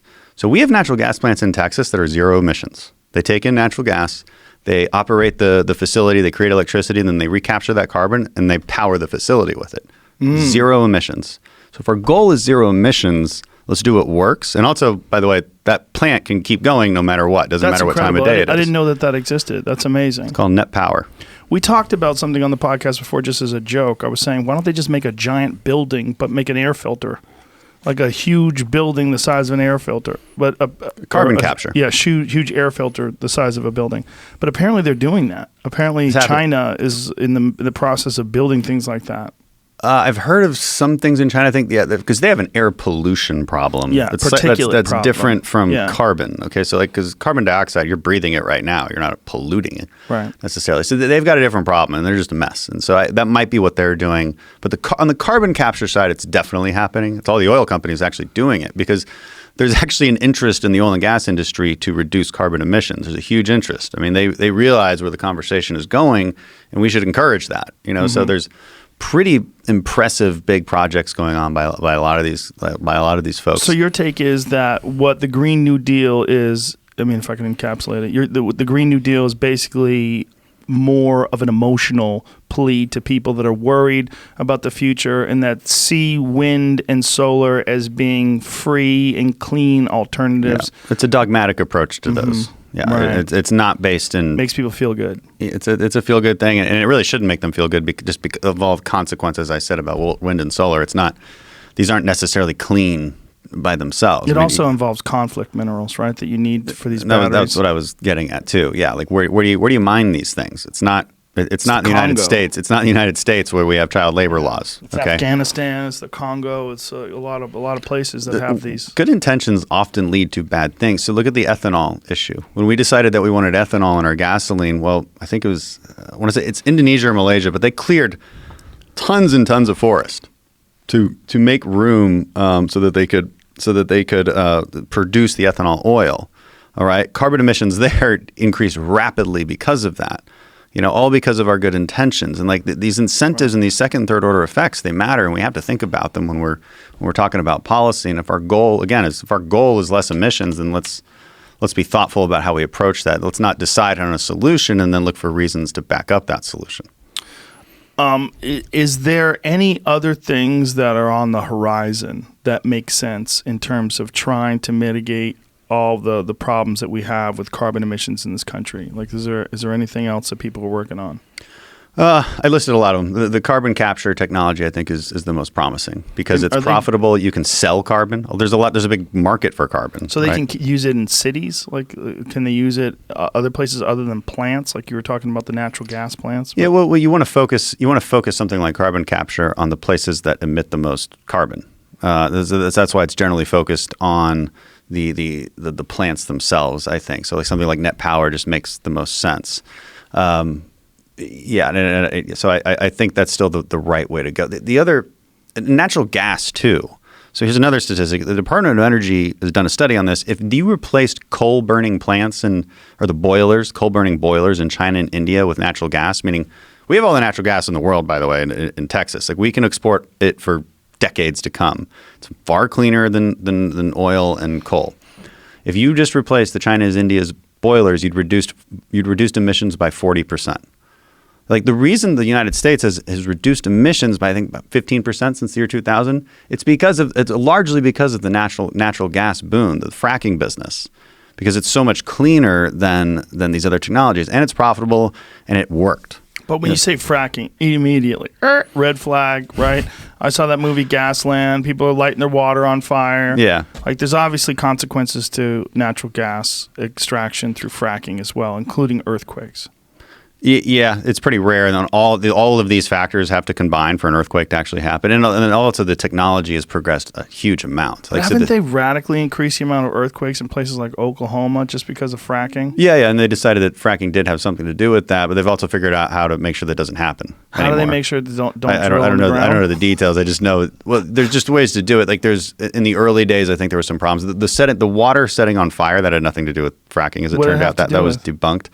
something else, some kind of methane emission, but wasn't related to the fracking. If I recall how that conversation ended up playing out, that seems like a big factor. I mean, I feel like we should know what the fuck that factor was. Yeah, but I mean, I would say to people, like, fracking happens a lot. It's the technology has moved on quite a bit. It's pretty safe, and there's also so was the problem the initial implementation of it, where they weren't really dialed in? Yeah, I mean, I wouldn't argue that it was perfect, and I know it was associated with some earthquakes, but there was a lot of other factors, specific to that place. It's like there's not earthquakes in Texas that I'm aware of, and that's where we have in West Texas, where we have most of this fracking going on. So I mean, just people should know. Sort of like nuclear power, like the old plants, they really didn't know what they were doing, and they made some big mistakes. I think it's probably like any technology, but I just still want to point out, it caused a huge decrease in emissions. And if we're looking to decrease emissions, why don't we focus on things that work? And you have to hook people on. By people, I mean the world. Especially developing countries that don't care about our dogmatic approach to wind and solar. They never will. Right. And but what can you do to help them get energy to keep their people out of poverty? And because that's what they care about, in a way that's reliable and cheap and market-based. Because the only thing that's sustainable is market-based. Sustainability is an important term here. And I mean that not in the sense of like environmental sustainability, although we are saying the same thing. I mean it in terms of what policy will last and what will implode. And it's an important question, and it's one reason I'm a Republican, because our policies, they don't feel good. They're not based on emotional reasoning, but they are based on realistic reasoning and sustainability of that policy. And this is a case like that. And if you don't take into account market forces and incentives and just, I think, basic human nature, then we're not doing justice to the problem itself. Now, one of the big issues that's in the news right now is the trade war with China. I mean, this is a huge issue, and it's made me dive into a lot of really weird stuff with Huawei and with Chinese governments involved in various corporations, and it's a hard concept to grasp for the average American citizen that the corporations in China are inexorably connected to the communist government, and that this is they work hand in hand. They do the bidding of the government. They work together, even though they are profitable, radically profitable. They also do things specifically at the bidding of the government, including inserting shit that can allow people to spy on people, which is why they're banning Huawei devices. And this is, and it all comes back to what you were talking about earlier too, in intellectual copyright.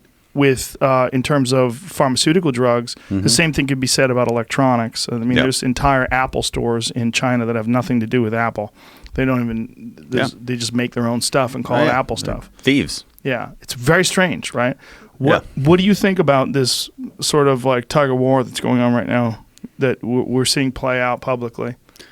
Well, I think the Chinese deserve every bit of it for all the reasons you just stated. Their intellectual property theft is rampant, and it has been for a very long time. And we've been in this position where our business community doesn't want to bash them too bad because they want that market to be opened up, and they'll be very conciliatory to whatever the Chinese want in order to get openings to that market. And and Trump is the first president to really say no. Enough is enough. And so while I'm sorry to interrupt you, but do you think that's because he's the first person that actually has a background in business, like real big business? That could be it. That could be it. I don't know why exactly, but I know he's doing it. So he's been talking about this for a very long time. Yes, he has. That's what I'm saying. This isn't new to him. Talking about this in the 90s. He was, yeah. And I'm not overly sympathetic to trade wars, especially with our allies. And I was happy to see us getting to a deal with Canada and Mexico. I don't see a point in strong-arming them. But with China, I'm much more sympathetic to it. And I think that should largely be bipartisan. You don't even see Democrats slamming Trump too much for this. But there are consequences. And so I would like the president to be more forthright about, listen, we are going to feel some pain too, because when you implement tariffs, you're affecting people's supply chains. And when you do that, you're hurting American businesses too. Right. There has to be a reason for that. Okay. And the reason is the Chinese are bad actors. And we are in sort of an economic Cold War with them. The Chinese think in 50-year terms. We think in 4-year terms. They have a huge advantage in this sense. They have a huge advantage that they can prop up their businesses and and put forth their Belt and Road initiatives and Made in China 2025, I think might be getting that wrong, but they can manipulate public opinion to encourage those statist policies.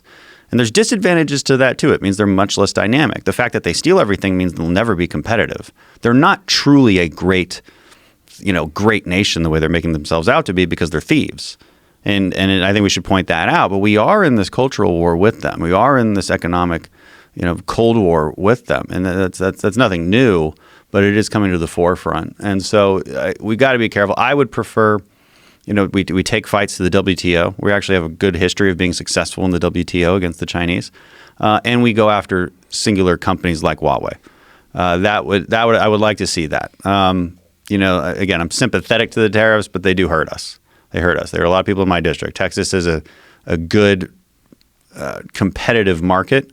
We do well when there's free competition. And so we tend to want more free trade and more free competition because we know we can handle it. So when there's not that, it can tend to hurt because we have very complex supply chains throughout the world, and we have to take note of that. It seems like a game of chicken almost. I mean, it is. Yeah. It's what it seems like, back and forth. It's like, who's going to blink? It is like that. Yeah. That's so crazy. This is how is. International business gets done. I mean, it seems so bizarre to a dummy like me sitting on the sidelines going, what are these guys doing? And there's no playbook that tells you exactly how you should go forth with this. There's just, and so there just isn't. And it makes it harder. You've got to take a lot of things into account and have a good end goal in mind. And I think we could do a better job of having that. But in the end, I think holistically, I'm more sympathetic to being hard on the Chinese. I'm realizing as we're talking that I never really continued my thoughts on censorship in the media, and I wanted to know what you think could be done in terms of how you could stop particularly conservative voices from being silenced on social media, and what could be done. Do you think that government regulation should be enacted? What should be done to stop? Because there's a bunch of stuff that's gone on behind the scenes, shadow banning, and what do you think about that? So Senator Hawley is looking at some legislation in the Senate on this, and I don't want to get into too much detail because I don't want to screw up the exact details of this, but it essentially gets at Section 230, which provides protections for internet platforms, right? Like you can't be sued for libel. Like whatever you post on Facebook is not Facebook's fault. Okay, so it protects them in a way, and as it should, frankly, because how could it be Facebook's fault? Like if you have a crazy comment on your YouTube video, is it your fault? They were trying to enact that for a while. They had released something saying that we had to be in charge of the comments on our page. I remember that. And it's crazy. Jamie and I talked about it. I was like, we're just going to shut the comments down because otherwise we're going to go to jail. Yeah. It's fucking crazy. People are constantly posting nutty things. Right. And why isn't it YouTube's fault? Why is it your fault? Exactly. You were going to be responsible. Where's the blame lie? And so that's they backed off of that though, as they should. So that's that conversation. It's the conversation of what is a platform, what is a publication, because you can sue the New York Times, right? If they publish something that you don't like. Okay, so the problem we're seeing is that Facebook and Twitter, they're acting like both. They're trying to get the best of both worlds, where they're this open platform. But then they can also decide and kind of act like a publisher and decide what kind of content is allowed on that platform. And the problem is the standards they're using are utterly vague and subjective, and then politically biased, obviously. And so that's a real problem. And so I think this legislation might get at kind of removing that protection and basically allowing someone to say, hey, you're being libelous. And once that incentive is there, it's like, okay, there's a better incentive now to say we are a pure platform. We have to have much stronger standards in the sense of clearer standards. Maybe it's a word that you don't allow. I don't know, but at least be specific, because right now it's like, they define hate speech in the vaguest terms possible. And Not just that, they move the boundaries all the time. Like now you can get banned for life for dead naming someone, which means if I wrote something about Bruce Jenner looks cute in these heels, if I wrote that, I could get dead name banned for life from Twitter. Literally, if I write Bruce Jenner looks cute in these heels. Oh, because he's not Bruce he's not Jenner. Bruce anymore. His son called him he. Hilarious. In that whoops. One of what was it? The Hills, when the Hills came back. Oh yeah. His son is on. I think he took a lot of heat for it because he called his dad He said my dad, when he became a woman, like, What the fuck? it's his dad. What is he supposed to say? That's his actual dad. I don't know. Oh my God. I just, But that's where we've entered into this cuckoo land. You know, you can get banned for life for dead naming. But again, O.J. Simpson, hello, Twitter world. yeah, You there know, we go. fucking kills people, and he's on there. No violation of terms of we looked at the terms of service. It seems like you're fine, Mr. Simpson. Please rant about politics in the draft, NFL draft. I want to hear your picks. I don't follow him. Maybe I. It's fucking awesome. You should follow him. It's so. Well, Stanhope and I had an idea way back when we were hosting the Man Show. We had this idea to have O.J. Simpson. This was after he got acquitted. The Man Show. We were going to That wrap brings up. back some memories. Yeah, we were going to have O.J. Simpson wrap up every episode like Mickey Rooney. You know how Mickey Rooney sort of gives his, well, why is toothpaste always come in a tube? You remember that? Mickey Rooney's little bit. not Mickey Rooney. What the fuck's his name? Andy Rooney. Andy Rooney. Okay. Yeah, Mickey Rooney was the actor. But Andy Rooney would, we were going to have him, O.J. Simpson, just give some sort of down-home anecdote at the end of every episode to sort of tie everything up and let you know that this fucking show is bananas. But then the whole murderer thing.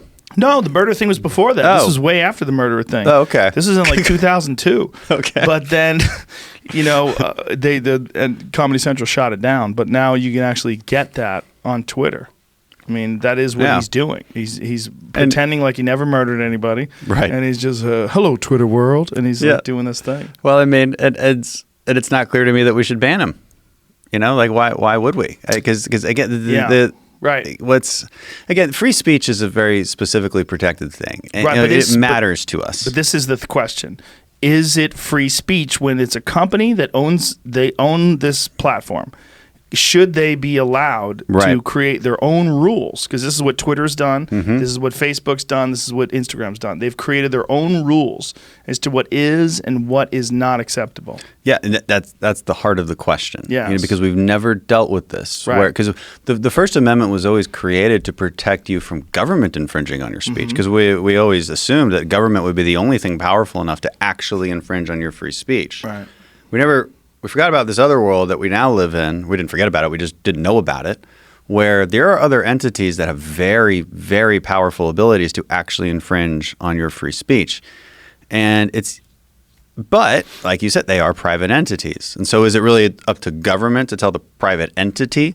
Are we enforcing the spirit of the First Amendment, or are we enforcing the First Amendment according to protecting you from government? Right. And that's an interesting question. Should we enforce the spirit of the First Amendment? We certainly think we're encouraging it. I mean, I'm definitely very vocal about encouraging it. And I say you don't have when Google was in front of me in a hearing the other day, I said, and it was Google, all of them were there. I said, you don't have a legal obligation to do what I'm telling you, but I do think you have an American obligation to actually adhere to free speech standards and to adhere to the same standards that the government adheres to, which is your speech is not protected if it incites violence directly. It's a pretty clear standard. Yes.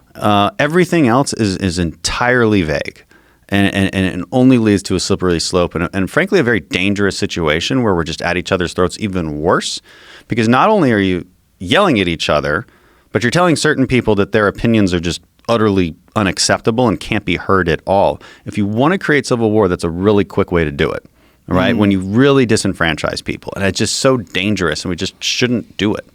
I fully agree, and I really appreciate the way you were holding their heels to the fire on that, particularly in regards to the description of people being Nazis, right? That was you. You were talking about Dennis Prager and Ben Shapiro, who are Jewish gentlemen who were being labeled Nazis by internal memos. And was it Google? That was Google. Yeah. Yeah, and it's just so intellectually dishonest. So intellectually dishonest, and not only that, no pushback internally. Also, you know, I always tell people when they're complaining about something Trump said, they're like, look at the violence he's inciting. All right. And I say, well, you call us all Nazis.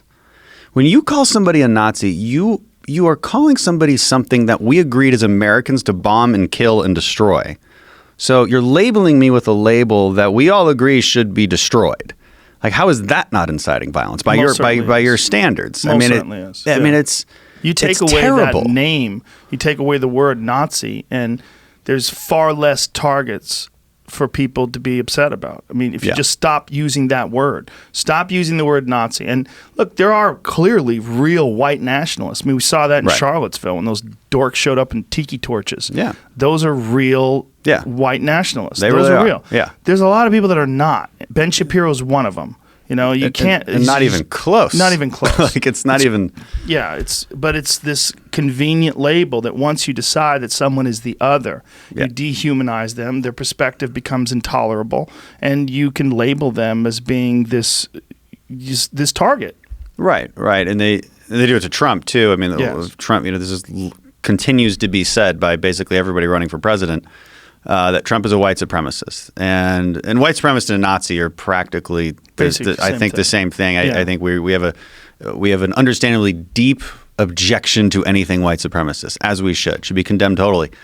And when you're calling the president that, I think you're also therefore, and they often call his supporters that too. Yeah. So you're calling 60-something million people who voted for him the same thing. I just can't imagine a worse way to engage in dialogue. No. And a quicker way to escalate things to just the worst possible scenario. But it's new. This is not something that existed 10 years ago. People didn't run around calling everyone a Nazi. Like, what happened? How did the word Nazi just get tossed around like a beach ball at a concert? Because it's so free to use now.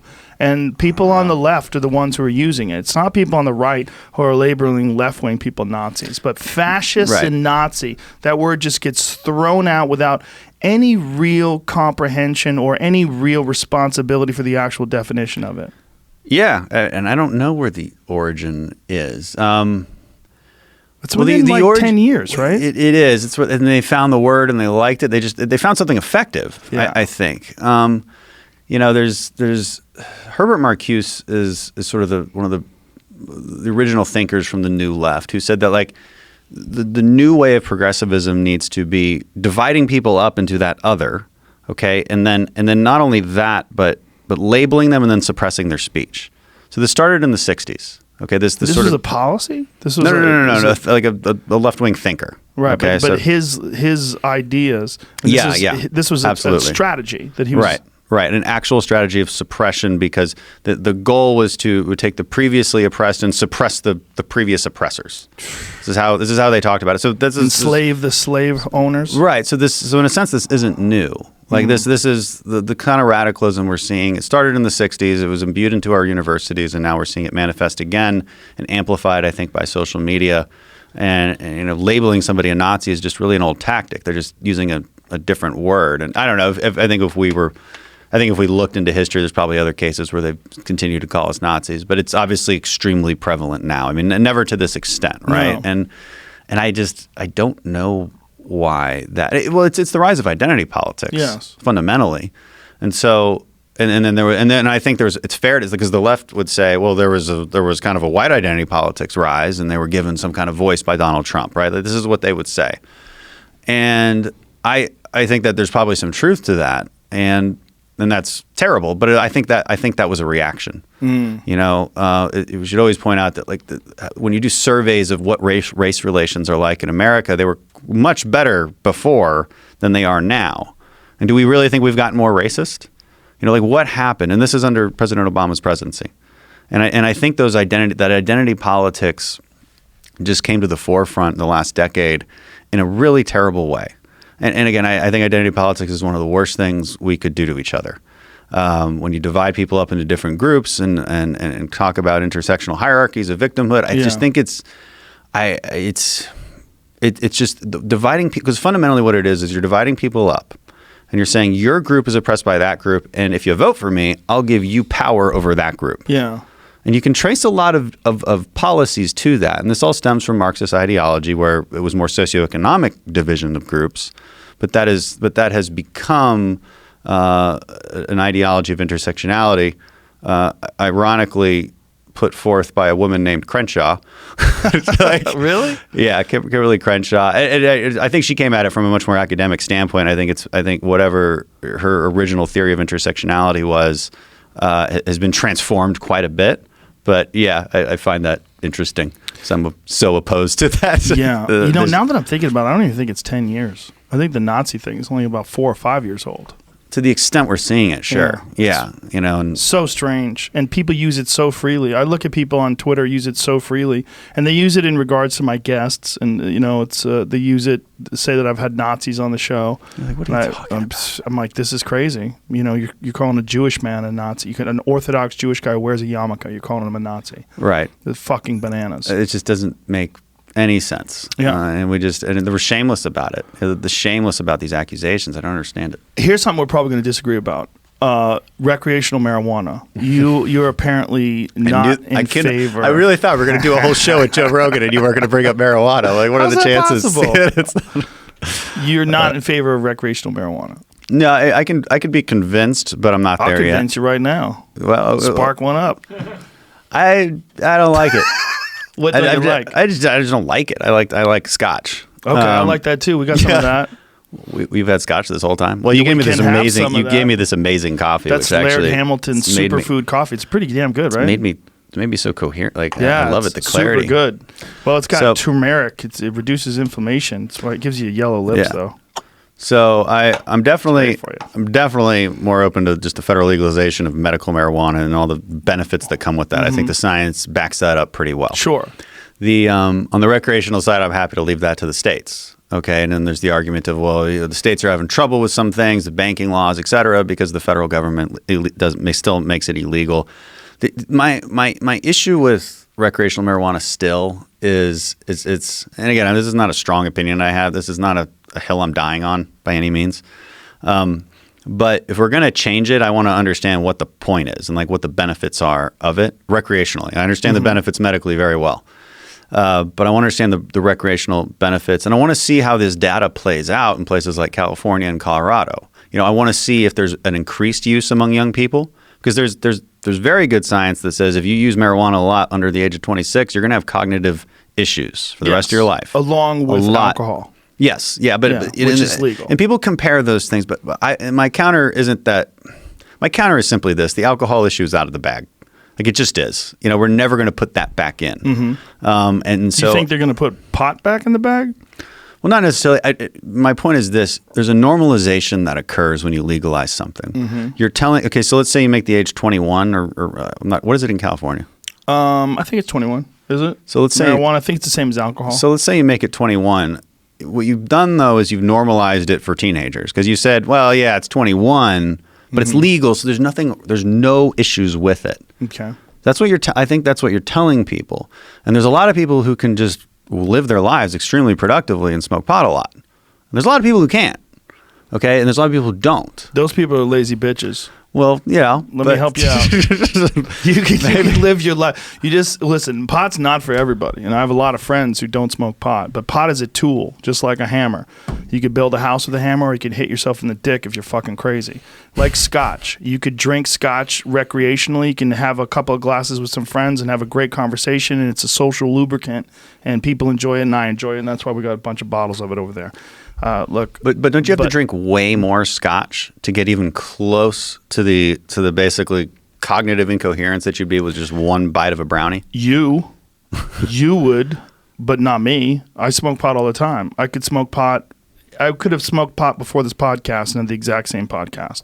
I could have Yeah. had several hits. If I gave you several hits, you'd be obliterated, and you'd be so paranoid. You'd sure, be freaking tolerance. out. You'd think the government's coming to get you, and they're going to close down Congress. And oh my God, I the think Chinese that are listening to anyway. my phone. So- Yeah. It's a lot of it is based on our own ideas and perceptions, and I had a lot of these misconceptions in my own head. I didn't really. I smoked pot maybe 6 times or so, 7 times before I was 30 years old, and then when I was 30, I started hanging around with a guy who smoked a lot. My friend Eddie Bravo. We started smoking pot together, and I realized like, oh, this is an incredible tool for creativity.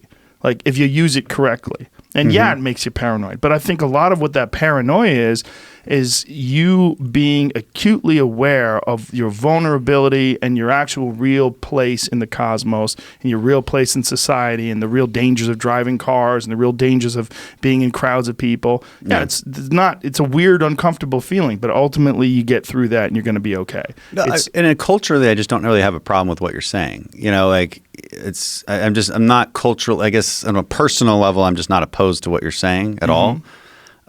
from a policy level, though, I just look at things differently. Like when I extract myself from the personal situations I've had with pot, and I look at it from a policy perspective. What personal situations do you have? I've tried it, and You get paranoid?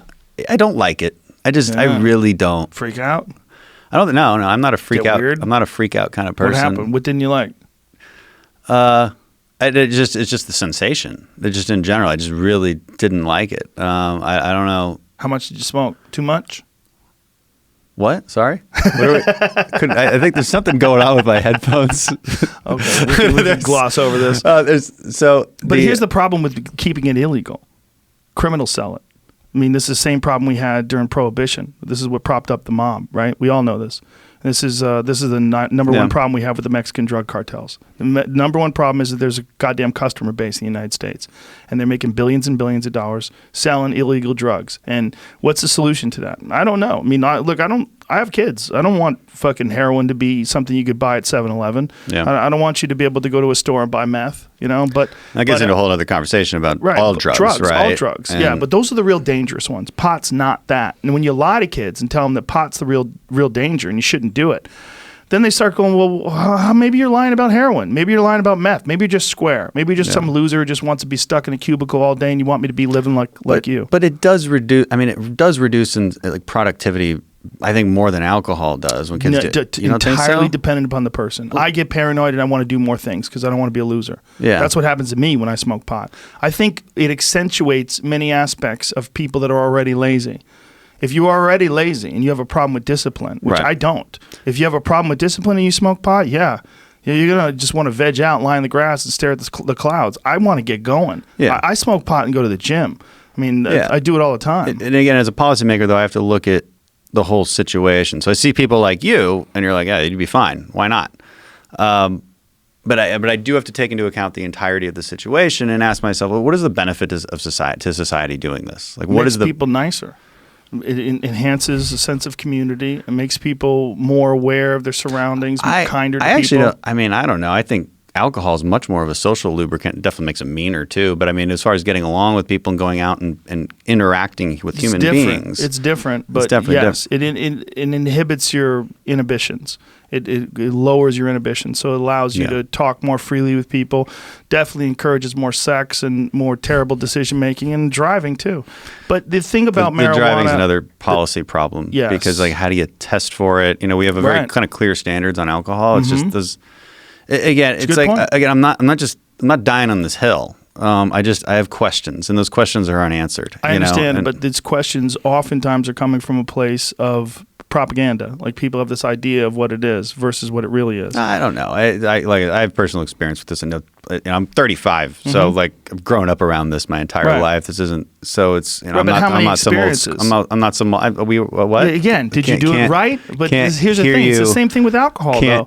You could have driven drunk and crashed your car and go, well, alcohol's bad. Look, I drove my car into a fucking tree, and I go, well, hey man, I just had a couple beers with my friends. We had a great old time. We laughed it up, and nobody got hurt. The difference is again the way to measure how much too much alcohol is well defined, and we also have just hundreds of years of experience with as a culture with how to figure out alcohol and how to deal with it. We used to have thousands of years of experience of how to use cannabis, but it was suppressed in the 1930s by William Randolph Hearst and Harry Anslinger, and it's more of an economic decision than it was a public health decision. Yeah, and I think I've heard your podcast on that. It's not just it's me. Interesting. Yeah, there's many documentaries and books written on it, but I think that the real problem is when you make drugs illegal, only outlaws sell drugs. You prop up illegal enterprises. It's a good I have a guy argument coming in next month or next week rather, John Norris, who is a guy who works for the state.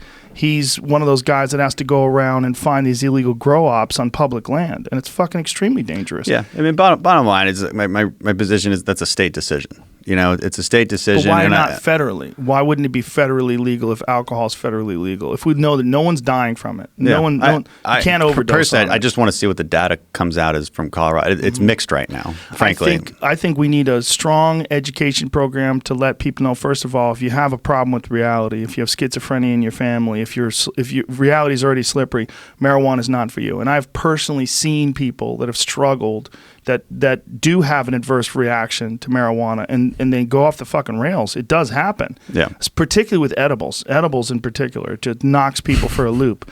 But then there's other people that doesn't do that too. Yeah. And I think the way to study that is to have actual funding and make it legal, where you could look at things across the board and figure out why. Yeah, I think as far as the battles we should fight at the federal level, we got to start with the medical side. I think the science is clear there. Yes. And like, so, let's start. I mean, CBD is the gateway, right? CBD is non-psychoactive and helps so many old people with arthritis and so many people with anxiety. It's fantastic. Exactly. And it just again, another reason I'm a Republican is because I believe in somewhat slower policy making too. Like these conversations have to play out in society, and we don't always need to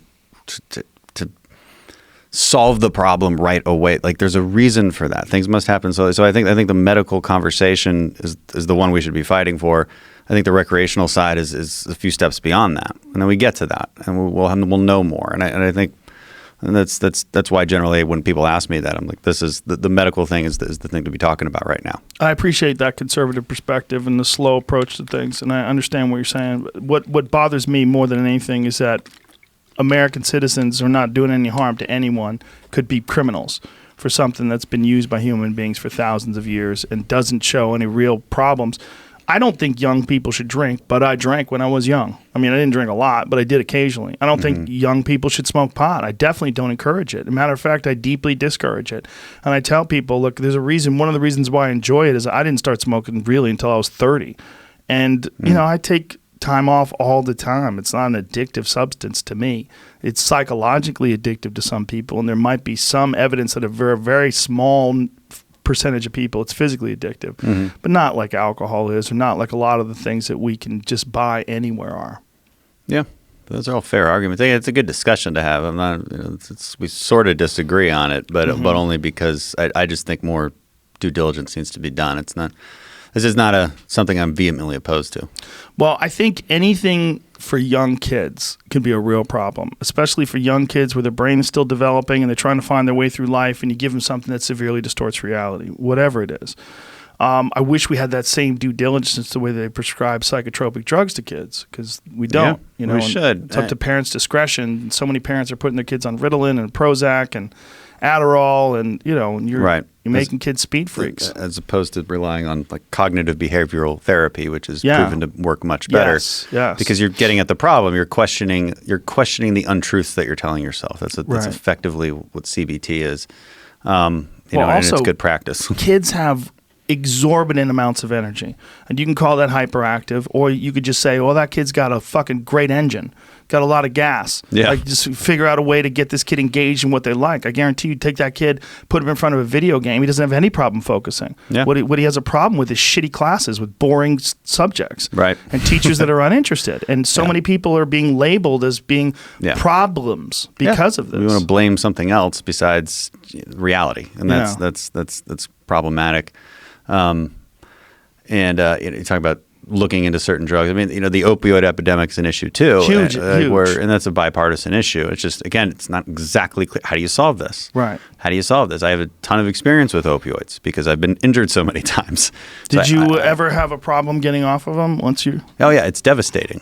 What was it like? It's absolutely devastating. And I never knew, this was in 2012, so I didn't know how devastating it would be, because I just stopped taking them. I don't think I'm in pain anymore. I should probably just not take these. And then I was in worse pain. I didn't know I was sick. I didn't know what was wrong with me. What was the experience like?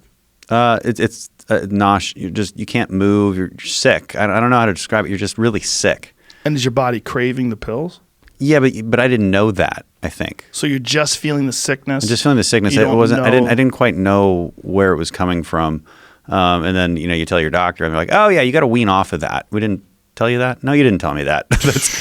I was 28 when this happened, so my body can get over it. You're also 28 with a strong mind who's a SEAL. Right. But the age matters, just like it matters with pot, and just like it matters with addiction.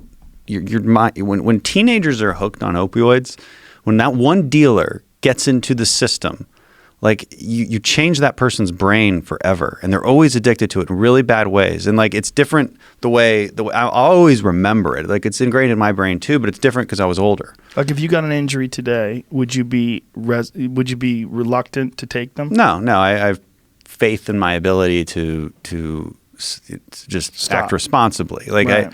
and so that requires a lot of things, but this a little bit gets to the war on drugs philosophy. Like, do you just not do it because we're losing all the time?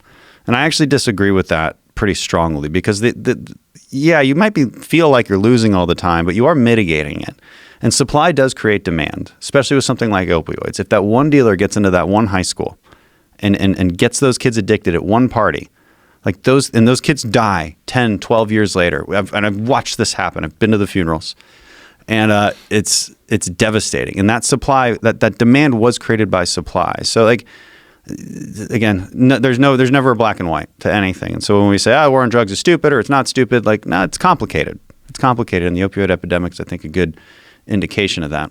What could be done to mitigate that other than sawing Florida off and selling it to the Russians? Well, what did Florida do here? Florida was the problem. Florida's The whole deal with the pill mills? Did you ever? There's a great documentary called the OxyContin Express. Mm-hmm. It detailed how they had pain management centers in Florida set up right next to the doctor was next door to the pharmacy that only sold opioids. Yeah.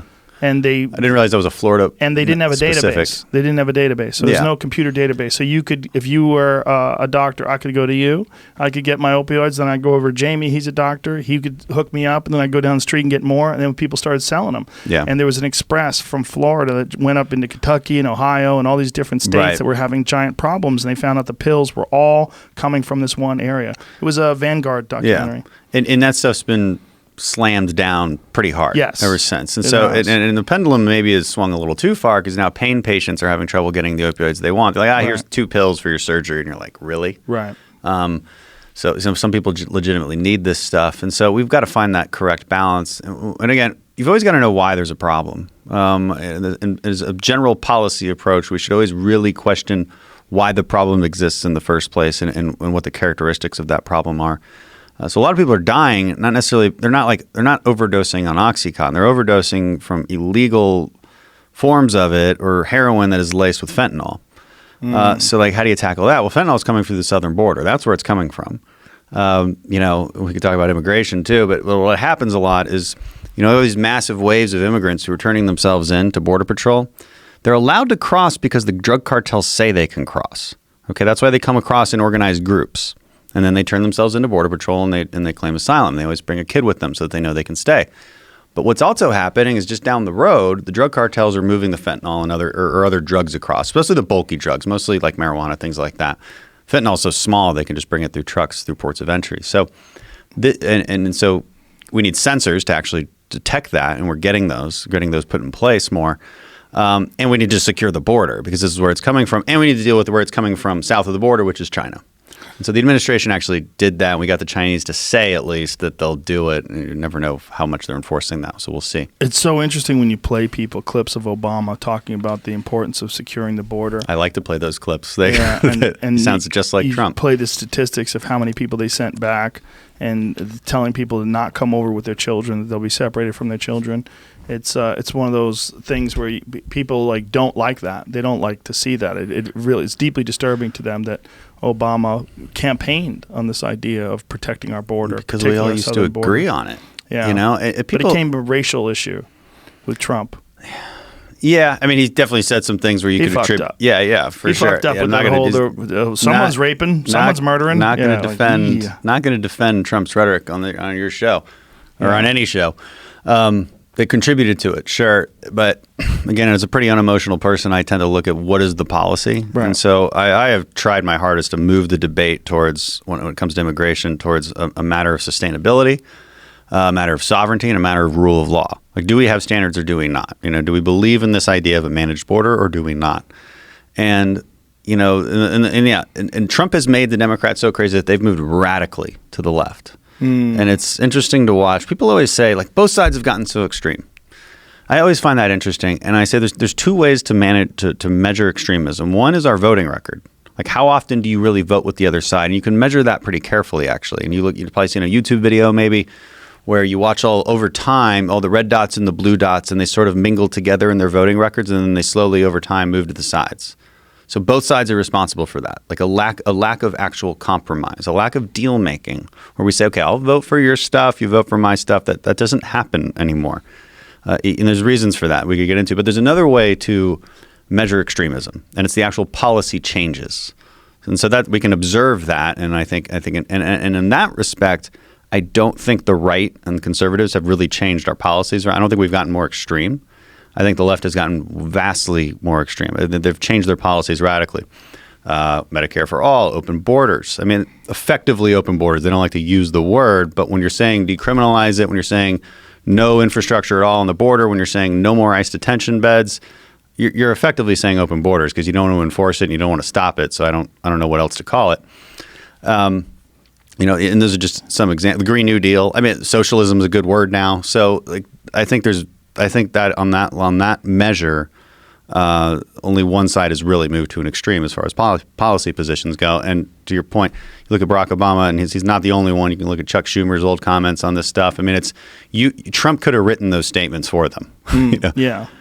And what can be done? The real issue is not people coming over here seeking work, good people that just want to do better for their life. The real issue is drugs and crime. What can be done to mitigate the effect of the Mexican drug cartels? Because that seems to be our biggest worry. Our biggest worry is the cartels and cartel violence. Mm-hmm. Our biggest worry, that is a worry, but there's again, I go back to a matter of sustainability and sovereignty. In terms of the amount of people that we can sustain. I actually never, when I talk about the immigration issue, I actually never talk about the drugs and the crime because I don't want to label these good people as criminals, drug dealers. Right. That's the wrong. People. That's right. The wrong, and most of the vast majority are. But that just because you're a good person and you want nice things doesn't mean you get to move to the front of the line on immigration policy. It's also an important point to note for people that don't know, and it's kind of a shocking statistic. We let in more legal immigrants than any other country. Yeah, over 1 million a year, I think, become citizens, and much more than that, granted visas. So.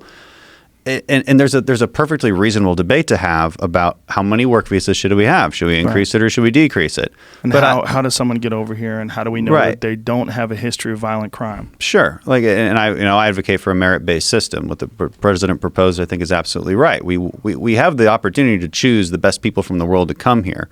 And if you're a refugee, we have a system for that. And if you're an actual asylum seeker, we have a system for that. But what we should be totally opposed to is this idea that just because you made it to walk across the border, that all of a sudden you get to cut to the front of the line. Mm-hmm. And that's exactly what's happening right now because of the loopholes we have. If you bring a child with you, our laws are written so that we basically can't enforce it. We cannot enforce these laws. And this is for a couple of reasons. One, the Flores settlement. You might have heard that a lot. What it means is you can't detain a child past 20 days.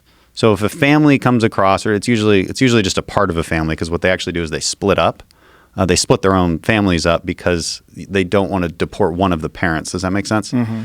Okay, so the Flores settlement says you can't detain children, which effectively means we can never adjudicate these claims in time, whether it's an illegal crossing issue, like a criminal act of 1320, U.S. Code 1325, illegal crossing, or just they're claiming asylum. Either one, we can't adjudicate it in time. So what ends up happening is a catch and release. Well, they say, okay, show up for a court date. And then what incentive do they have to show up for that court date? Right. And they just don't. So, and we're talking, in the earlier part of this year, we had over 100,000 a month. And so it gets to a question of sustainability. Let's say all 100,000 people are perfectly good people, but it's a sustainability question, and it's also a fairness question. Like, why do they get to cut in front of the legal immigrants? Why do they get so much more priority over all of the other people who want to be in our country around the world? I mean, they don't have that opportunity to just walk across the border. So it's utterly unsustainable. And if we value a sense of sovereignty and rule of law, which I think we should, and we value the idea of having a managed system, then we have to put a stop to that. And then have a good conversation about, well, maybe we need more workers. Okay, well, then let's increase worker visas if that's true. Well, I think we show sympathy on them because they're poor people that are trying to do better for their life. Whereas we look at people that are coming over from Canada And if we had 100,000 people from Canada illegally immigrating into our country every year, we would go, hey, you fucks, get back over where you are. Like, you guys have a great country already. You don't have the problem of a lack of opportunity in Canada the way people do in Mexico. There's a giant disparity between North America in terms of, like, United States of America and Mexico. The economic possibilities, the Sure. drug violence. But our laws have to be written blind to those subjective terminologies. Sure. And that's really important, because otherwise why have them? Like, why even have a system at all if it's enforced based on feelings? The best case scenario would be Mexico becomes like Canada, right? Wouldn't that be the best case scenario? Well, Mexicans are not the ones that are actually we're having an issue. It's vastly Central Americans. So again, this stems from loopholes in our laws. Okay, so because a Mexican too, because they're actually border us, right. Our laws work where we can actually just put them right back for the most part. Single adults too, our system works okay with that. The problem is if you bring a child. And so everybody tends to bring a child, and what this also causes is human trafficking. A lot of these children don't belong to these parents. Okay, so now we have to look at DNA testing to try and thwart this, and that is what's happening now. And we find that a good amount of kids don't belong to these parents. So they bring over a kid in order for them to stay. And what will happen is then they'll recycle that kid. So Border Patrol often sees the same kid coming through with different adults. And it's terrible. And what other if it's not Mexico, what are the main countries where these people are coming from? Guatemala, Honduras, El Salvador. And again, it seems like the only way that anyone could really truly fix that is if those countries could rise up to the level of Canada, so they could be commensurate with the United States. And this is what the left says we need to do, and I don't disagree with it at all. The problem with what the left is suggesting is that's the only thing we need to do, and that's just not true. We also have to enforce our actual laws. But it is a bipartisan, I think, agreement that we want to develop the countries closest to us. I'm a co-sponsor on a bill that does just that. It's a bipartisan bill. And I think it encourages a more creative look at development in Central America. The Bush Institute talks about this a lot, and I think it's a really good idea, which is basically economic empowerment through digital infrastructure. So here in America, we make a lot of money just based on the gig economy. Every individual can empower themselves and work towards that, and that's really cool. They don't have that opportunity down there, and it's a lack of digital infrastructure, whether it's broadband or whatever. So working towards investing in the right things as opposed to just, hey, here's some aid that your corrupt politicians can line their pockets with, and we can feel good about ourselves and pat ourselves on the back and think like we're doing good for other countries, but we're really not. Again, feel good or do good. It's always a good question to ask. And so I think we're working towards those solutions in Congress now. Well, Dan, we got to get you on your flight, so I'm going to let you go. So it's already 3:20 here. That's sad. That's sad. But it's been fun. It was a great conversation. I really appreciate it, and thank you very much for your time, man. Thank you. Thank you. Dan Crenshaw, ladies and gentlemen. Goodbye.